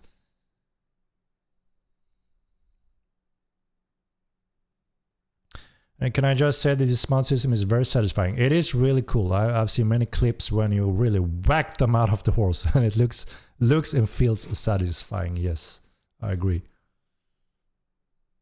What about daily random world event where you can get unique items or good loot?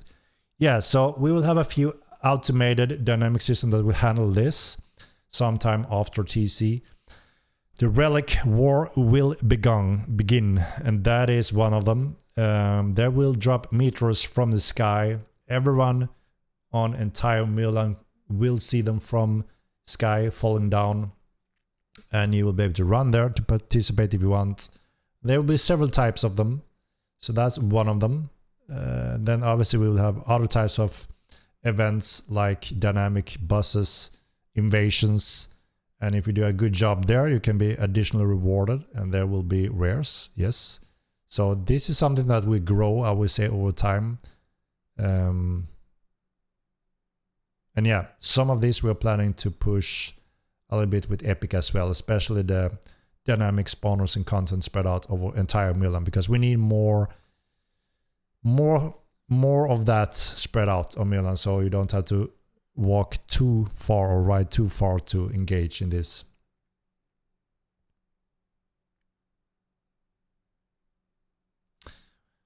Be cool to have thrown weapons someday. Yeah, we have a throwing weapon skill and group planned for. So in this community interaction we're going to do, when it comes to combat, obviously we have the adrenaline system, right, as one special moves. It's high up there already without the votes, I would say. And then we have additional different groups that you can vote for. One is throwing weapons, fist weapons, and crossbows. I think those are the 3 starting groups that are as an option. So depending on, again, popularity and what the community thinks, one of those may be nearer on the roadmap rather than later. Remember Star Wars Galaxy's dynamic mob group spawning all over the map. More of that in Moto 2 would be great. Yeah, and that's exactly what we're planning for with Epic. We want to populate the world a lot more. The Outlaws was just the beginning, right? And we got really positive feedback on Outlaws. People seems to enjoy them very much, and you will have more of those, more variations, and in some different ways.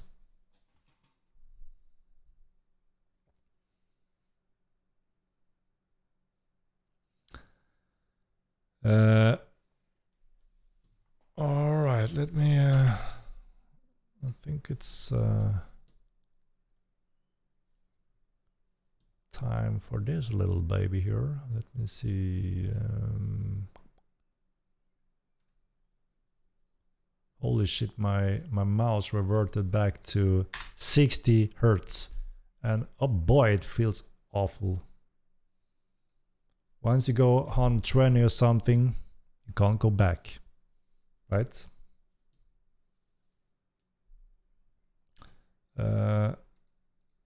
So it's time for the giveaway, guys. Exclamation mark Emma2. Let it run.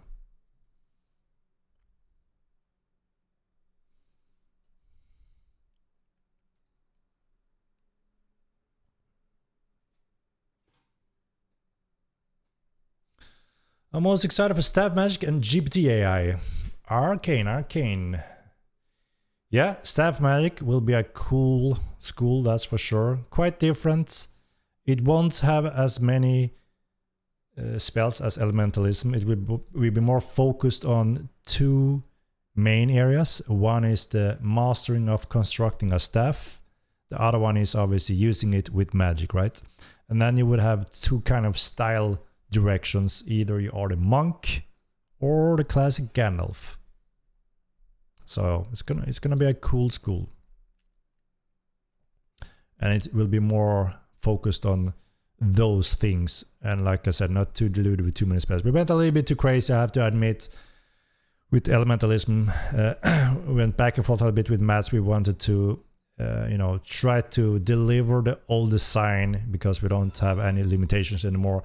But I think sometime, we may have to refine and take a close look on the old design, not to go too crazy, right? Elementalism, when fully delivered, is like 4 schools in one in amount of in the amount. So we have the two groups, code-wise, function-wise. They're pretty much done. We have been testing them. What is missing a little bit is polish on the VFX. So we don't want to release them with poor VFX. We need to do additional rounds on the VFX to make sure it looks good enough. And then it's time to release it. I do want to do a batch of PTR testing on them. It may be in one of the TC versions, so we will have a lot of stuff. We're going to get busy with TC PTR. So we will have to see.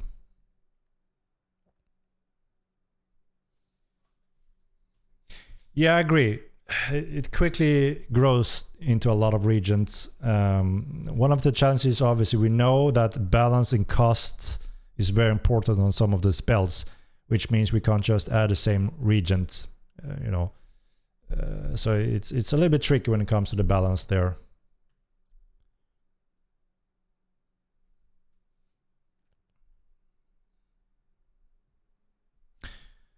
More storage in Stronghold. It could be that, yeah, I don't remember. So the numbers for the keep versus the Stronghold, is it mostly the Stronghold that suffers greatly? Is that the case, guys? Because I remember that one of them need a little buff in amount.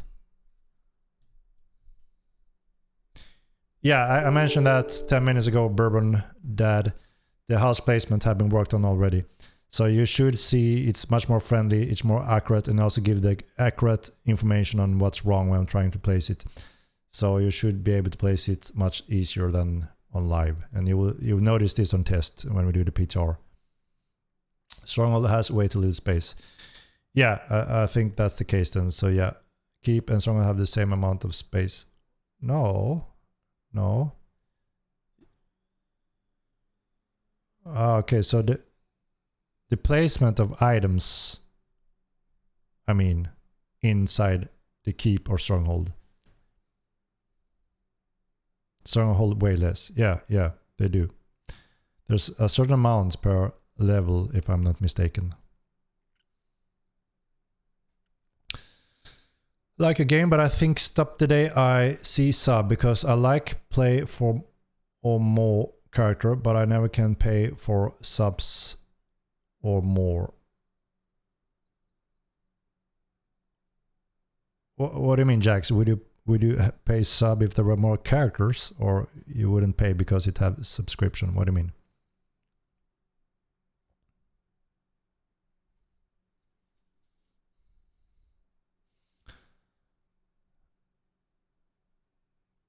That didn't really answer my question about why magic got are debuffed so harshly. Well, the answer was we haven't debuffed them. We added dismount, and before dismount they were heavily OP, and everyone was complaining left and right that it was bad. So, and we said, well, it may change when we add dismount because that's a very powerful counter to them, and that's exactly what happened. When we added the dismount function, everything got silent. So I think we are on a pretty good page right now when it comes to that. I mean, mountain magic is still powerful, right? If you do it correctly. Oh, pay a sub, but I can't pay for 4 subs for 4 accounts. Ah, I see what I mean. Yeah, obviously, if you have a lot of accounts now, I can understand that running all of them would be problematic for some, right? As we mentioned before, we are going to evaluate the Diva system later, but we can't do it right now. So that's the only thing I can say right now. I like play forecast, but I cannot pay for. Yeah, I see what I mean. And yeah, I mean it's understandable, right? So you know, we have to see after Epic when we have delivered all the components that is required for us to meet the milestones and then move forward from there. So, I mean, it needs to be, there's a certain system we call the Diva system that are meant to be the sibling that allows you another character on one account, but it requires coding and go through some of the question marks we have in the design, and also we need that to be a decision, right? Because we designed and reverted the entire character skill system, clade system to be a 1 character per account, just like Star Wars Galaxies, which is, you know, a game we were heavily inspired from, and that many people agree that that's one of the best MMO in all time. And they had 1 character per account as well. And it also gives more that your reputation matters, your character matters, more investment, and you have your role and more play interaction is promoted. The skills have been expanded into both profession and action, so you can actually be a full spectrum in all of those areas. A lot of work and improvement since the first game. But yeah, of course, there are still a lot of people that would like to have another one, right? So, but you see, all this needs to be considered, and we need the time for it, right? Get off your high horse, pal. What do you mean, high horse, pal? The Star Wars guys was always live in my heart. Yeah, and I liked that you could only create 1 character on that account, just like the majority, because it made you had to do the right calls, decisions, and play with others in groups and interact and trade, and that was beautiful. And we are obviously trying to promote similar experience in gameplay, right? But again, I can understand why obviously we would like to have another one, right? That's where the Diva system comes into play. We need to evaluate, go through it, we need time for it. Multicast on 1 account only work if you only level 1 at a time, like in Eve, and that's not possible in MMO2, so it makes sense 1 character per account. I mean, there are a lot of people that really like and are happy that we have 1 character per account, and of course we have a lot of people that think, those that I want to play mix and match my styles, I want to jump on that one, and I want to go back and forth, and because I enjoy it, right? So it's understandable where it's coming from, right?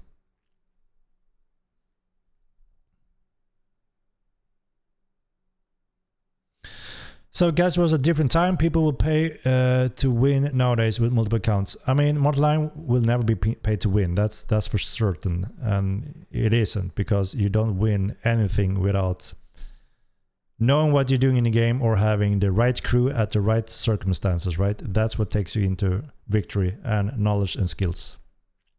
Not really that you access to character. Familiar name, yeah. Isn't Star Wars Galaxy dead? Yeah. The golden olden days of that game has run its course, and I would say that they killed the game when they allowed every single person in the world to become Jedis. Because remember, Star Wars Galaxy was actually running in a time where Darth Vader had power, so there was only a few Jedis in the world. So that's why they had a unique system, very cool, where only 1 to 3 character was unlocked over several years per server to fit that thing, you know. So everyone couldn't become a Jedi. Every single kid in the world complained, I want to be a Jedi, I want to be a Jedi. And they said, okay, now everyone can be a Jedi. And obviously it's not Star Wars in that time era anymore. So the game died. Everyone was Jedis. It became a different game.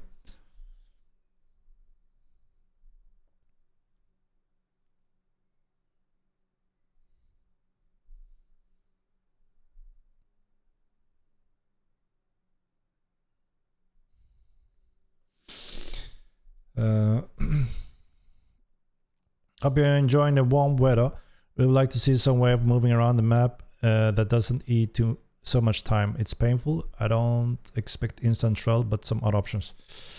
Yeah, it's a tricky question as well, right? Fast travel is something that prevents a lot of the content that we are working on with TC now as well, and a lot of the future content. And obviously, with more hotspots, resources, spawners, dungeons, you will also have more of those things near you that hopefully, you know, changes that a little bit, that you don't feel that you have to cross the world to go to that dungeon or participate in that thing. You can go closer nearby to access those things. And also with TC, there will be more cities obviously spread out in the world. So hopefully it will change for the better, along with these components being added to the game. We have too many empty, weak eras of Midland that are supposed to have more things also that will happen. Another character slot will just everyone murder without consequences. It's one component for sure. A lot of people played a murder and a blue in Ultima Line, and you know, in Star Wars Galaxies you had to commit to one. And again, the majority may not be as hardcore that they're buying multiple accounts to bypass that, but obviously there will always be some that does, right? But yeah, like I said, I fully see both sides, right? There are some pros and cons, and we have to have the time to evaluate to see what's suitable for mortal. Nobody likes having one character. You're so wrong. You're so wrong. It's a very common thing to think that, well, everyone knows it like this. Everyone think it's like this, and you will be surprised how many variations of that mind there are in our game world. There are few that 100% agree so easily on different, from small to big things. And we get to hear it a lot. No matter where we go, we will have someone upset, right? Right, shall we do the giveaway, guys? I think it's time. The minute they dropped the NGA, that's when the game died. I 100% agree, sadly. And then they released another Star Wars game that kind of sealed the deal, right? And they committed to that instead. Shit, I haven't had time to discuss with Sebastian yet, Shinel. So again, I have to write a little reminder to myself here.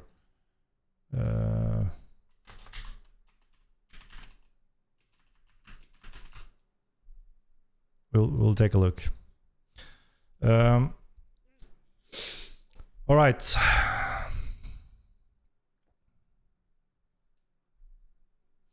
If you were running Star Wars Galaxy, would you have resisted the complaints of the kiddies? I mean, when people demanded becoming a Jedi. I mean, obviously it's quite a big thing, right? Because one thing, they made a really cool system of how you became a Jedi. It was one of the most impressive thing I thought of that game. That was thrown out the window. That's a bad thing, right? The second was, again, it was in the time where, I don't remember, it was between the second and third movie, the original, the old ones, where Darth Vader was leaving and Luke was leaving, and you could find them in the world. Obviously, most Jedis was dead around that time, right? There wasn't many Jedis. So obviously, everyone becoming a Jedi just completely wrecked the whole foundation of the game world. And again, it was really cool to see all the different professors and traits and groups. Through all that window, everyone was Jedi Knights and Darth Maul running around. It became really bad, and everything was destroyed. And I was one of them that was super upset, because I committed a year of dedication, day and night, and I was one of the lucky bastards that unlocked a Force-sensitive slot when it was in the first iteration, the hardcore version. And even though there was only a few Jedis, so many involved got enjoy super unique excitement because of it, because either you could be on the bounty hunter side, hunting the Jedi, or you had to recruit them, have them in your gang, and then the other gang had a dark Jedi. It was brilliant. So in my mind, I will never see why we would change that brilliant concept and let everyone become a Jedi. I thought it was a huge mistake. So I wouldn't have done that, obviously, because that's yeah, wrong thing for that game. But sometimes, you know, that's a problem. If you're a big company, there are different leads and CEOs that are looking at numbers, and if they think that so many people will love to play a Jedi, let them play a Jedi. And the lead designers, but it's Darth Vader. Let them play a Jedi. Okay, bam, ruin the game. So sometimes it's not good to have CEOs or leads that doesn't really connect into the game or know what that means, right?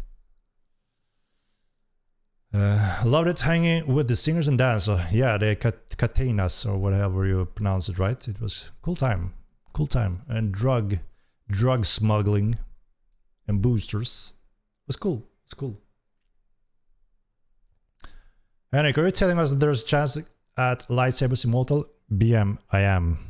But not lightsabers, but something different. Something different. Obviously, you won't be able to be a Jedi, but something different. And what that different is also cool as hell.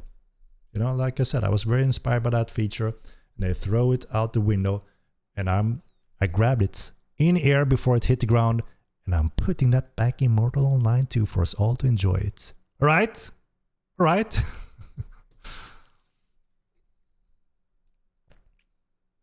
Fast travel doesn't affect anything. Oh my god, Jake, please spend one moment now to consider what you just said when it comes to sieging, supply lines, defending or destroying in specific time windows.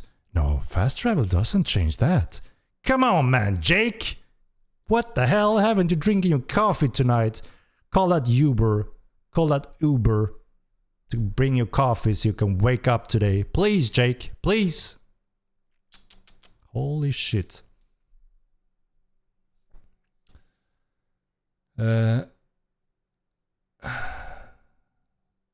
It's Pally, don't lie, Henrik. What do you mean?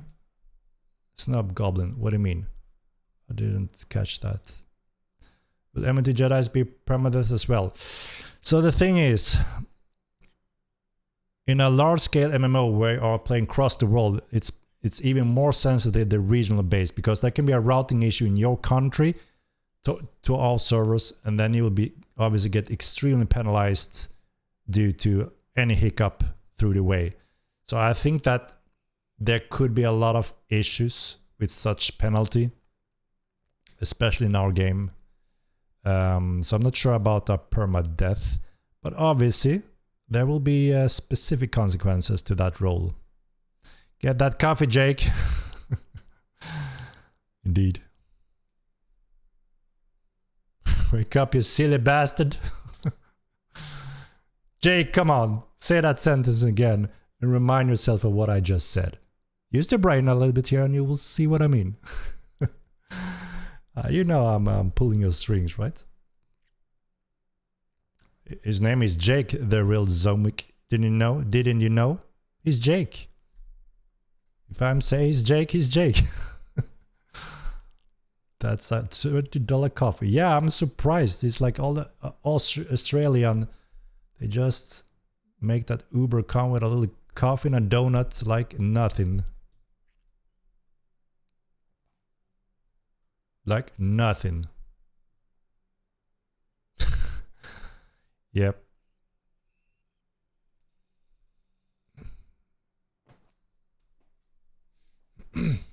All right, giveaway time. Sorry again for deluding here. Let me let's roll the giveaway. If you just tune in, make sure you follow and type exclamation mark MO2 and I will roll it in a few seconds.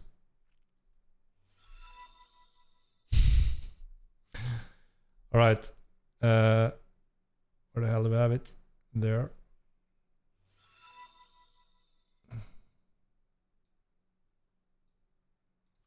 It's time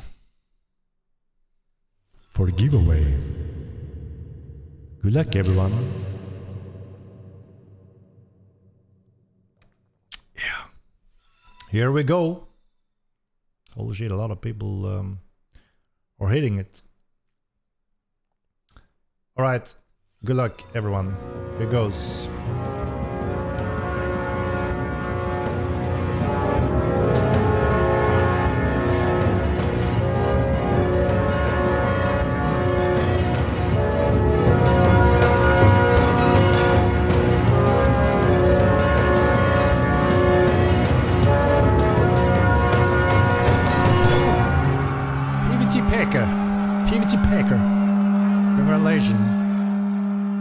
Congratulations. PVT Packer. Rigged as hell, eh? Let's see if he's here. Who the hell? Let's see. Let's see if we got it. PVT Packer. Let's see.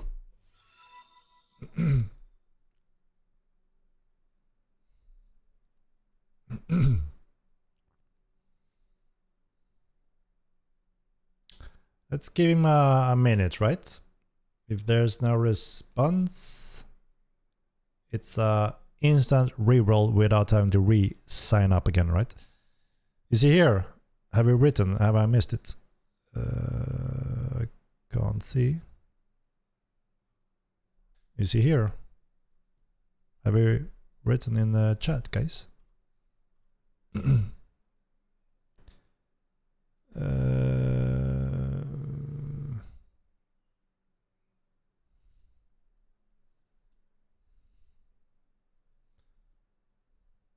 Yeah, he wrote, right? He wrote. I see it now. Can you DM me, PVT Packer, so I can confirm?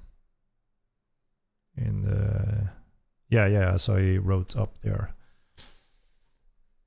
Can you respond to my DM so I can confirm and hand you the code? Indeed, he responded. He's alive, guys. He's alive. Let me find that key. A moment.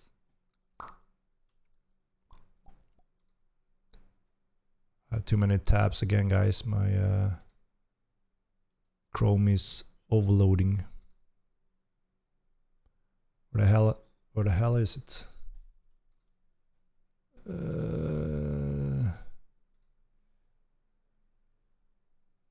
Where the hell is it? Uh-oh. Uh-oh.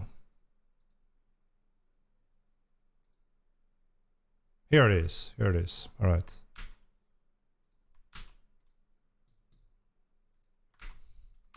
Congratulations, PVT Packer. So it's a code that you enable on Steam. So on Steam, where there is no Mortal Online game, you click, what is it, guys? Enable. Does anyone remember the exact? It is.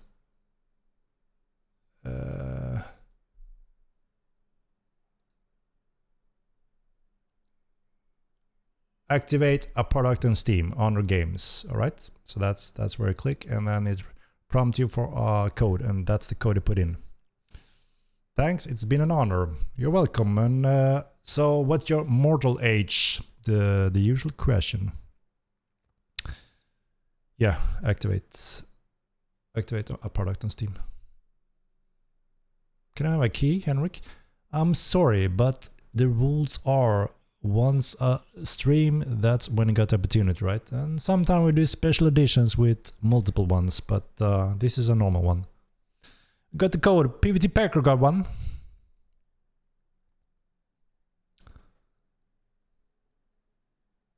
Looking good. What did I miss? Whoa, yeah, a lot of questions, a lot of stuff. A little sneak peek. Very cool armor for the beers. A little TC discussion. And I showed some kick-ass. We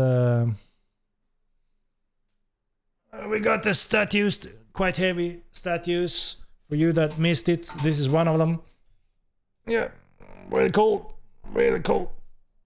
Yeah. Come on, it's gold. I can't get it.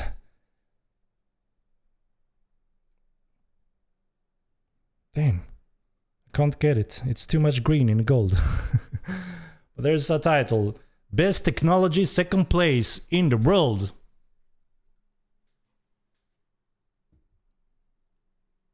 Statue murder weapon.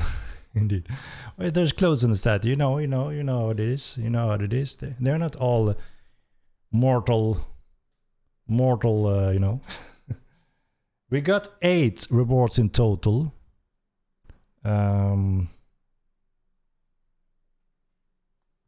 First place, obviously, 2023, the black version, as you can see here.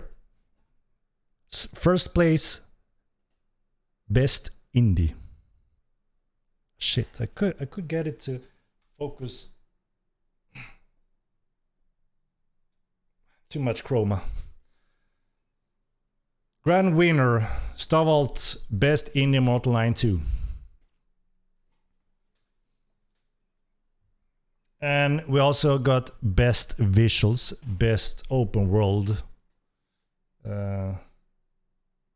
best role-playing game. So was cool. Doesn't like my green screen, indeed. It's clouds of ash. So this was a global. Every year they have. They go through a lot of games, a lot of different categories. The Nix Game Awards, they're called. And there's a panel of gamers, game developers that goes through a lot of games in the different categories. And yeah, we won 8 rewards. 2 of them were second place, 6 of them was first place. So really awesome to see. Finally, we also have reward statues at our office, just like our neighbor, Ubisoft Massive.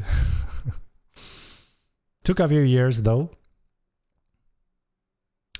Best role-playing game, you need to reward your best role players in Milan for that one. Indeed.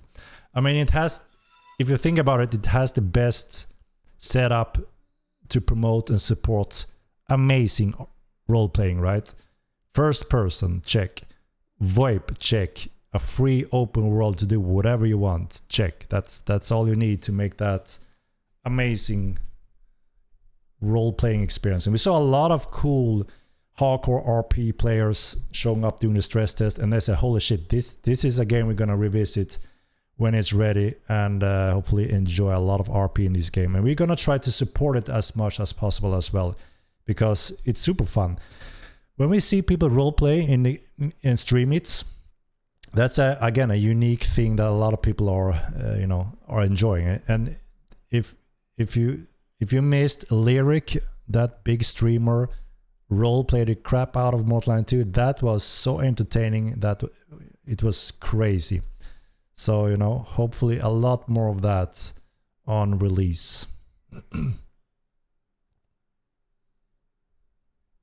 hosted this award? They are called Nick's Game Awards. So it's quite a huge organization with a big panel because they go through a lot of different games in many different categories. And then nominate them and then announce the outcome of it. There was a few big titles, obviously, that took a lot of attention. Pretty good timing. There wasn't too many huge titles that were more close to our categories, so we crushed it. I'm very happy with it, and the team obviously got super happy to see that things are paying off for all the hard work that we're investing in it. And again, thanks to your support, guys, we are making it happen. Congrats to Starlet, you guys do a fantastic job. One of a kind game, 3,000 hours so far. That is impressive. That is impressive. And thank you very much. Thank you very much. Let me change to the last point here. We are a little bit over 2 hours already. Time is always flying. Always in the beginning I feel so exhausted after a long day of work, and it's hot here, and I think, oh my god, am I gonna survive a stream today? But after a little moment into the stream, I get energized by you guys, so thank you. Want to be able to force fights?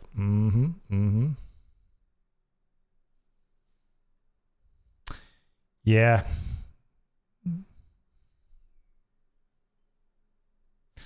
Frog the Pirate, thank you very much. I appreciate that. Thank you. I obviously do everything I can to support the team, support the game, and try to deliver something unique to all of you guys. That's our dream and my vision.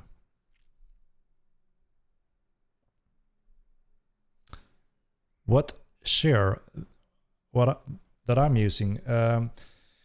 It's a pretty common office share, nothing fancy, but it's really good for the whole support of the back, for the arms and my neck.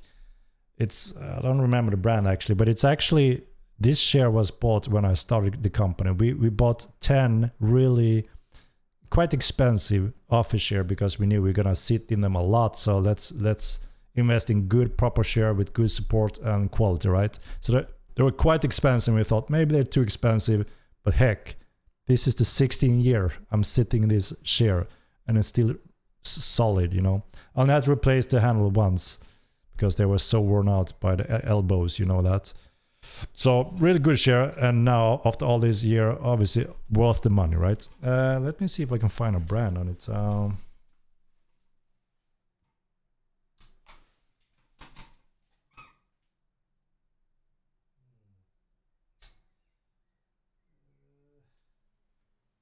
No, I can't find a brand on it, but it's a pretty common office brand share. A little bit expensive, but like I said, 16 years worth it. No, not IKEA. Was some more better share than that. That share is basically part of Henrik now. I mean, 16 years. That's quite good, right? And it still works perfectly. Damn, I had a share for 20 years. I tossed a new one, barely lost 2 to 3 years. Yeah, I mean, it's popular to have those cool gaming shares, right? But I tried one of those, and they're not that good in anatomy-wise, and I doubt the quality is close to what I'm sitting on right now. So you know. But what do I know? Need my good share. Yeah, you should look into something like this one. I sit on a $2,000 share song, get on my level. You know, this one wasn't far from it. That's the thing. It was expensive, but it was the best one. But it became worth it because every other company I see, they throw out a share after 2-3 years, just like someone said here. And you stack that up, and you're almost surpassing that $1,500 share, right? So sometimes it's worth spending a little bit more to get the quality, and it's worth it in the long run instead, right? I knew we were here in the long run. I didn't start Stava to be a short sprint, and whenever it becomes a struggle, we give up like many others. So we thought, let's invest for the long run, and that's what we're doing in everything, including our shares. That should last about 8 years that I just wrapped out. Yeah, I mean, 8 years is quite impressive as well, right? This is 16 years. Twice the age. Imagine that. Crazy.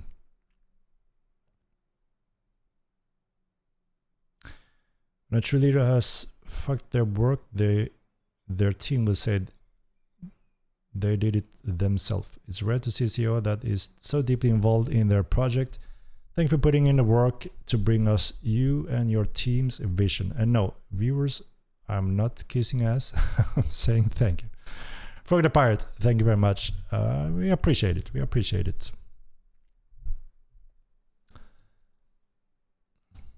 On the topic of RP, what's your thought of adding some RP tools? Examples would be things like dice, paper notes, or perhaps some methods of making items unique to your guild. Nothing function, just things like pipes, badges. Absolutely. So, as I mentioned before, when we have this community interaction, the community poll votes when we are picking upcoming roadmap to create that, there's one category which is RP, right? So we want to pinpoint something in every single category. So it's not just going to be combat or a magic school. We want to try to widen it a little bit to create a long-term schedule, and we want to pick something for every single play style or main style, I would say, from RP, PvP, PvE, exploration, and some of those groups. So we will actually have a category for RP, and we are very interested in hearing. I mean, obviously we all know and agree that there's a few things we want to add, like the tavern supports RP elements such as table games, right? We want to have the smoking the pipes. So a lot of that, a lot of that is already on the table that we want. Obviously, again, we need to pick, a few things to start out with. We can't get them all at once.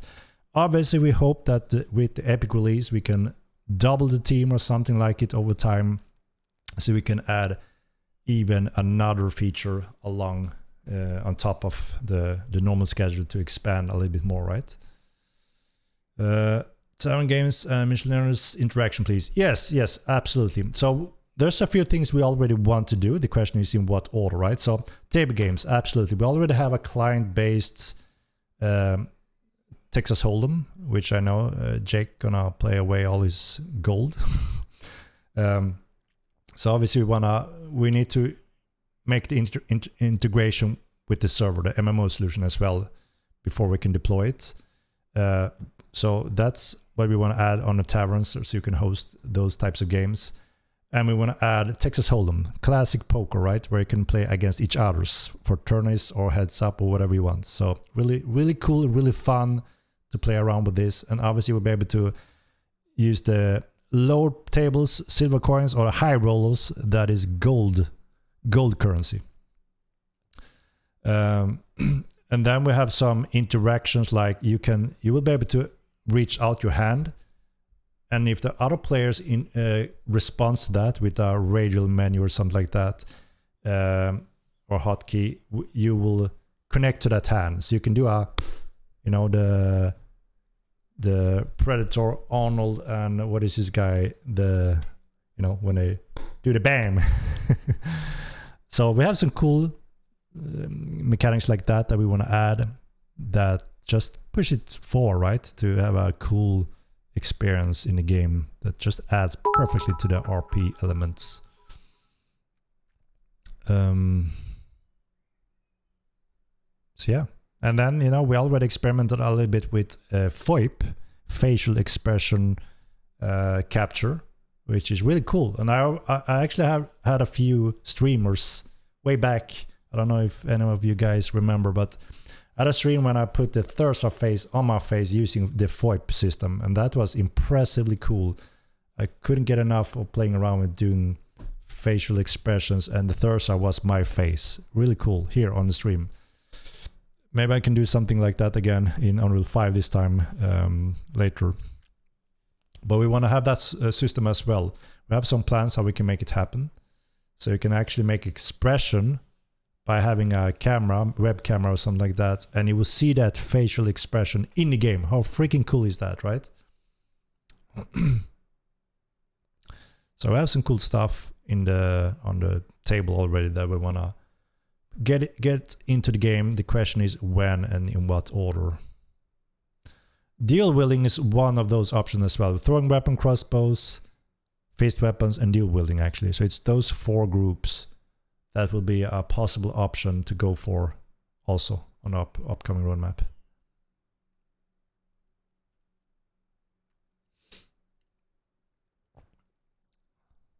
And most of the keybinds. Yeah, we want to add a macro system where you can create your own hotkey with the icon, and you type what that hotkey does, like a quick emote or something. Or if we want to do it even more modern, like many games today, a radial menu where you can quickly access to them. I see they even have it in Diablo these days, right? So we need something like that to make it more accessible rather than type, right? It's a little bit old school to type /emote, but yeah, so we want to expand that for sure.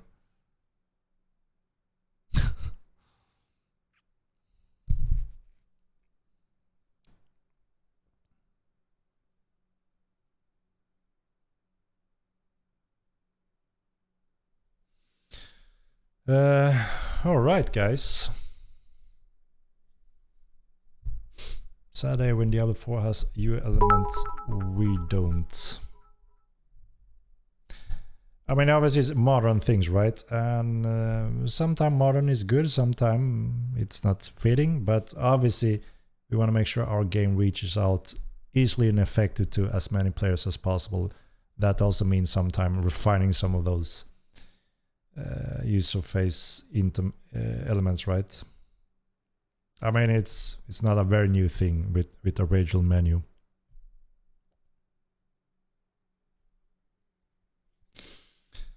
I'm not sure about that Edwin. We will have to see. Region themed OSTs. Are there any points of interest being added to Vada soon? We've been spoiled since every single location in the world will have more dynamic spawners, points of interest. We're gonna add a lot more encounters, hidden things, rewarding things for the epic patch. We are planning a lot of that. Mama, do you trim your own beard? I do. But once a month I actually go to a barber that does a really good job in fine-tuning everything from the hair to the beard. And then I try to keep it decent between that.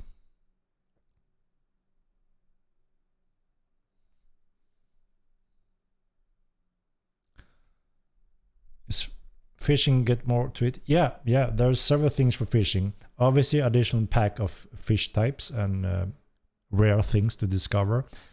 And we have already made a few rod types with different pros and cons that will be added to a crafting system. So that's the only parts that are missing.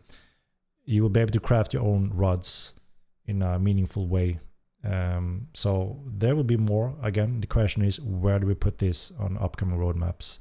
Hopefully you guys will help us. This make the audio rotate with your camera having burst stuck in my ear is not very immersive.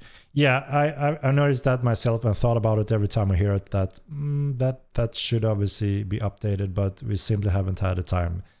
Hopefully we'll be able to cover stuff like that also over time, so we are slowly improving those things also. So great, thank you very much, Ninjet. Thank you. I feel like there's more gray in that here than last year. Getting old. There, Henny. So, Rain, I mean, I am 40. I'm, I am getting old. I'm not a young man anymore as I was 16 years ago when I started this journey. And stress, you all know what stress does to your hair color, right? It's not a myth. It's actually some science behind it. There are some researchers that research why stress causes gray hair more and premature. But the good news is, as soon as you stop stressing, it can actually reverse to a degree. I saw a study where they managed to get back some of the gray hair, some of the color came back after a complete de-stress phase. Hopefully, after Epic Games, things are moving forward. We can expand more. I can hire more to offload me as well as other developers. And hopefully, I can de-stress a little bit. Because, I'm here for the long run. So hopefully, I can manage that.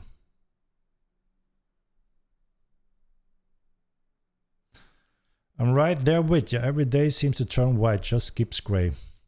Yep. And then all of a sudden you have a bunch of them. But it's life, right? And sometimes it fits. I mean, I've heard that it's fitting. It doesn't look too bad being gray or white. It feels more like a wise man, right, rather than a young, non-wise person.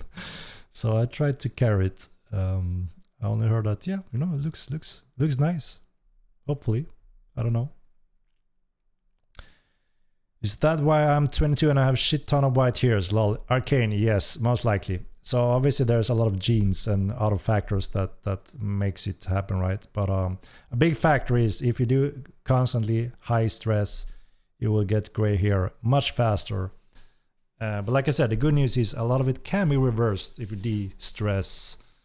But obviously after age, the cells die slowly, so it's unavoidable to a degree with age. Until we get the new treatment that is also going through testing phases right now. In a few years, it looks like we will not have gray hairs if we don't want them anymore by just waking up the root of the cells in here again that kind of goes to a slumber state. So they kind of mapped it out. They can wake them up again on animal testing, and now human trial starts. So maybe in a few years, I'm back to 28 in hair color. If someone wants that is.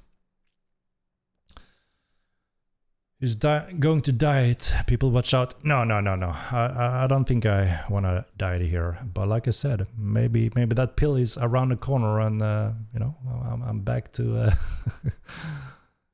back to the dark hair color. I don't know. Let's see.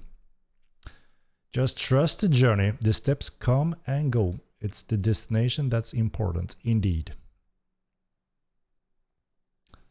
Are you looking forward to some assassin and thievery rogue playstyle in your game? Yes, absolutely. I mean, I played a thief in Ultima Line. It was fun. It was cool.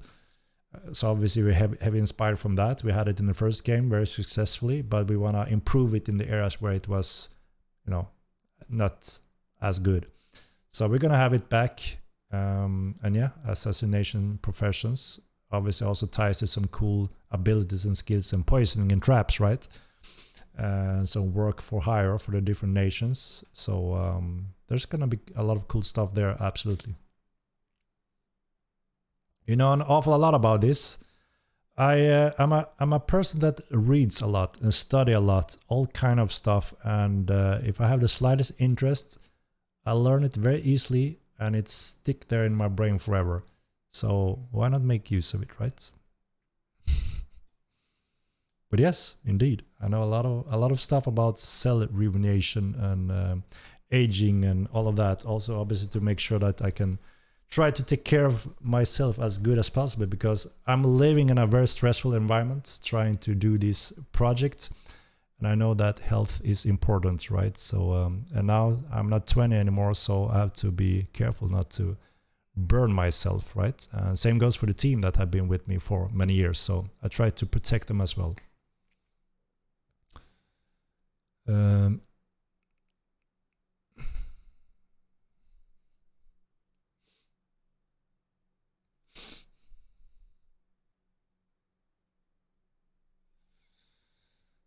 Nanny, I'm sorry I can't respond to that one, but if you do a support ticket on the website, they have a rule that they need to respond within 24 hours. And that's usually what they do. So if you haven't got a response, you can always use the support ticket system.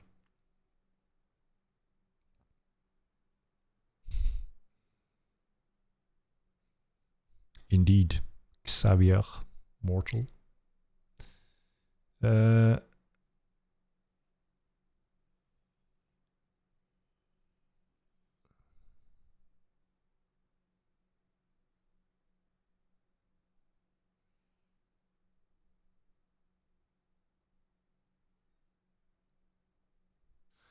Alright guys, I guess we are out of mortal questions for today, and I'm getting closer to a 3-hour mark here, so maybe this is my call for tonight. Let's see, do we have anyone streaming here today? So we maybe can do a little raid, guys. Let's make it happen, give some mortal support to our awesome streamers. They need it and we all need it. It's a win-win and entertaining. It's awesome. Let's see. Chance to PM you with a private message, Henrik. Yeah, I usually don't tell people to send me DMs for various things, because as you can understand, I can get flooded, and in most cases I don't really have the time or can help, which means I don't want to give the impression that I'm rude and just ignoring. It's actually what's going on is that I'm simply flooded and busy with game development. So if it's anything game related, it's always best to contact our GMs or supports if it's anything you're keen on. But I mean, you can always try. I try to hang out in the Discord every now and then and try to catch messages sent my way. But like I said, I can't guarantee at all time. I hope you understand. My neck is hurting again. I'm sitting in a strange location when I'm using the mic, always. By 10 years sub, Henrik, that is awesome, Edgar. I appreciate your support, and I will be here. I want to send cat pics to Farmio. He will appreciate cat pictures. I'm a little bit more of a dog man, and he's more of a cat man. And it also me sometime, best CEO ever. Like I said, I try, but I don't want it to be a known factor that everyone can expect direct responses from me, because it would be impractical, right? All right, let me get your help with one last thing before I leave for tonight. Dogs are the best. I agree. Let's do this poll, guys.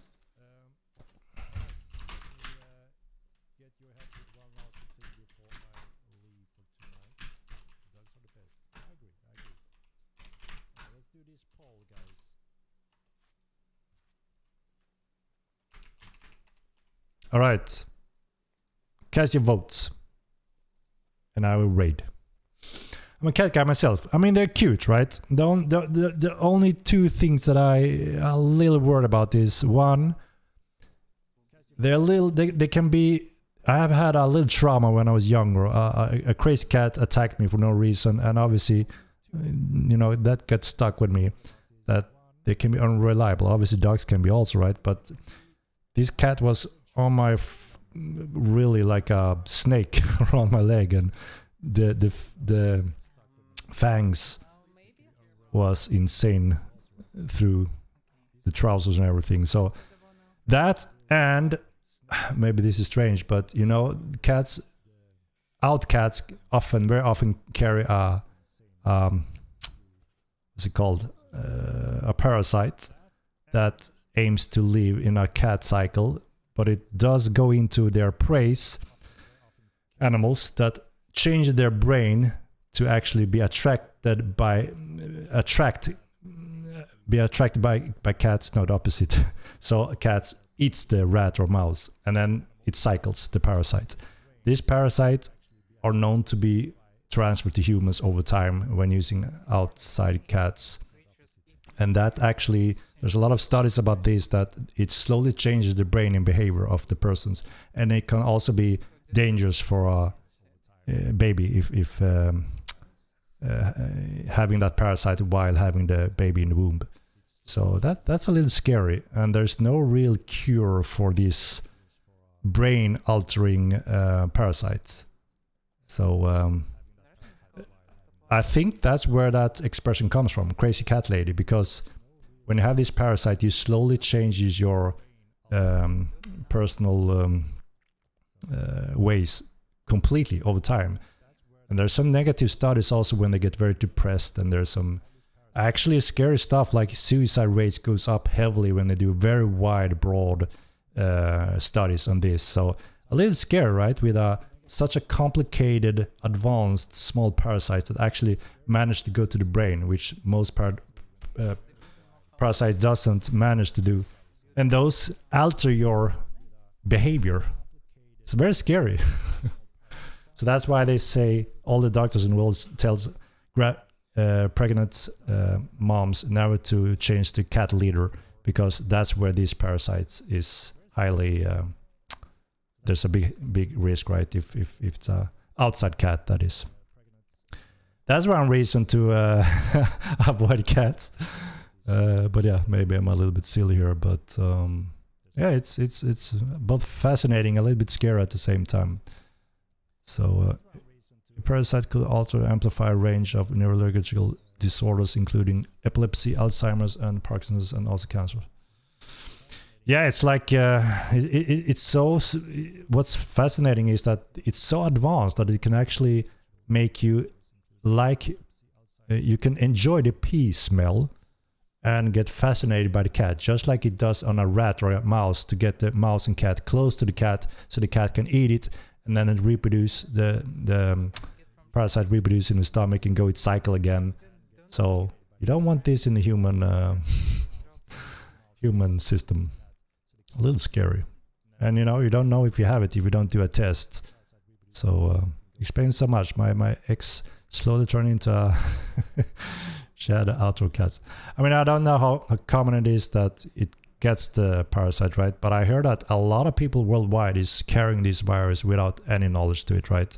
And it could be very subtle and slow progression that no one notices it. But it could also become, you know, those that are sensitive, that actually affect them somehow.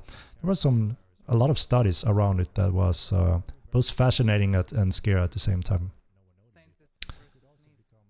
It's a disturbing finding, especially since previous estimates have suggested Guinea could infect as much as half of the global population. Yeah, I read that a lot of people are probably carrying this parasite. So crazy stuff we're living with here, right? All right. So if MO2 isn't on Unreal 5 yet, what version is being used? Unreal Engine 4. We're taking the Unreal 5 transition after TC. So we're getting closer. So if I hate cats and mice still, I'm good though, right? That's there's a probability that could be the case. Yeah, 4.27, the latest Unreal 4. Dogs work with humans for thousands of years. Cats walk in their crap and jump on their countertops. I mean, they're cute at the same time, right? But yeah. Did you see the Unreal 5 demo using GPT to talk to NPCs verbally? Yes, we are following everything when it comes to that, and we are also playing around a little bit with that. So we're gonna be in a frontier when it comes to Unreal 5 revelations in the world with Multiline 2, guys. Together we're gonna write history, and it's gonna be a pure excitement, starting with Epic Games. All right, and yeah, TC of course. All right, who won? Where's the poll? View results. Let's see.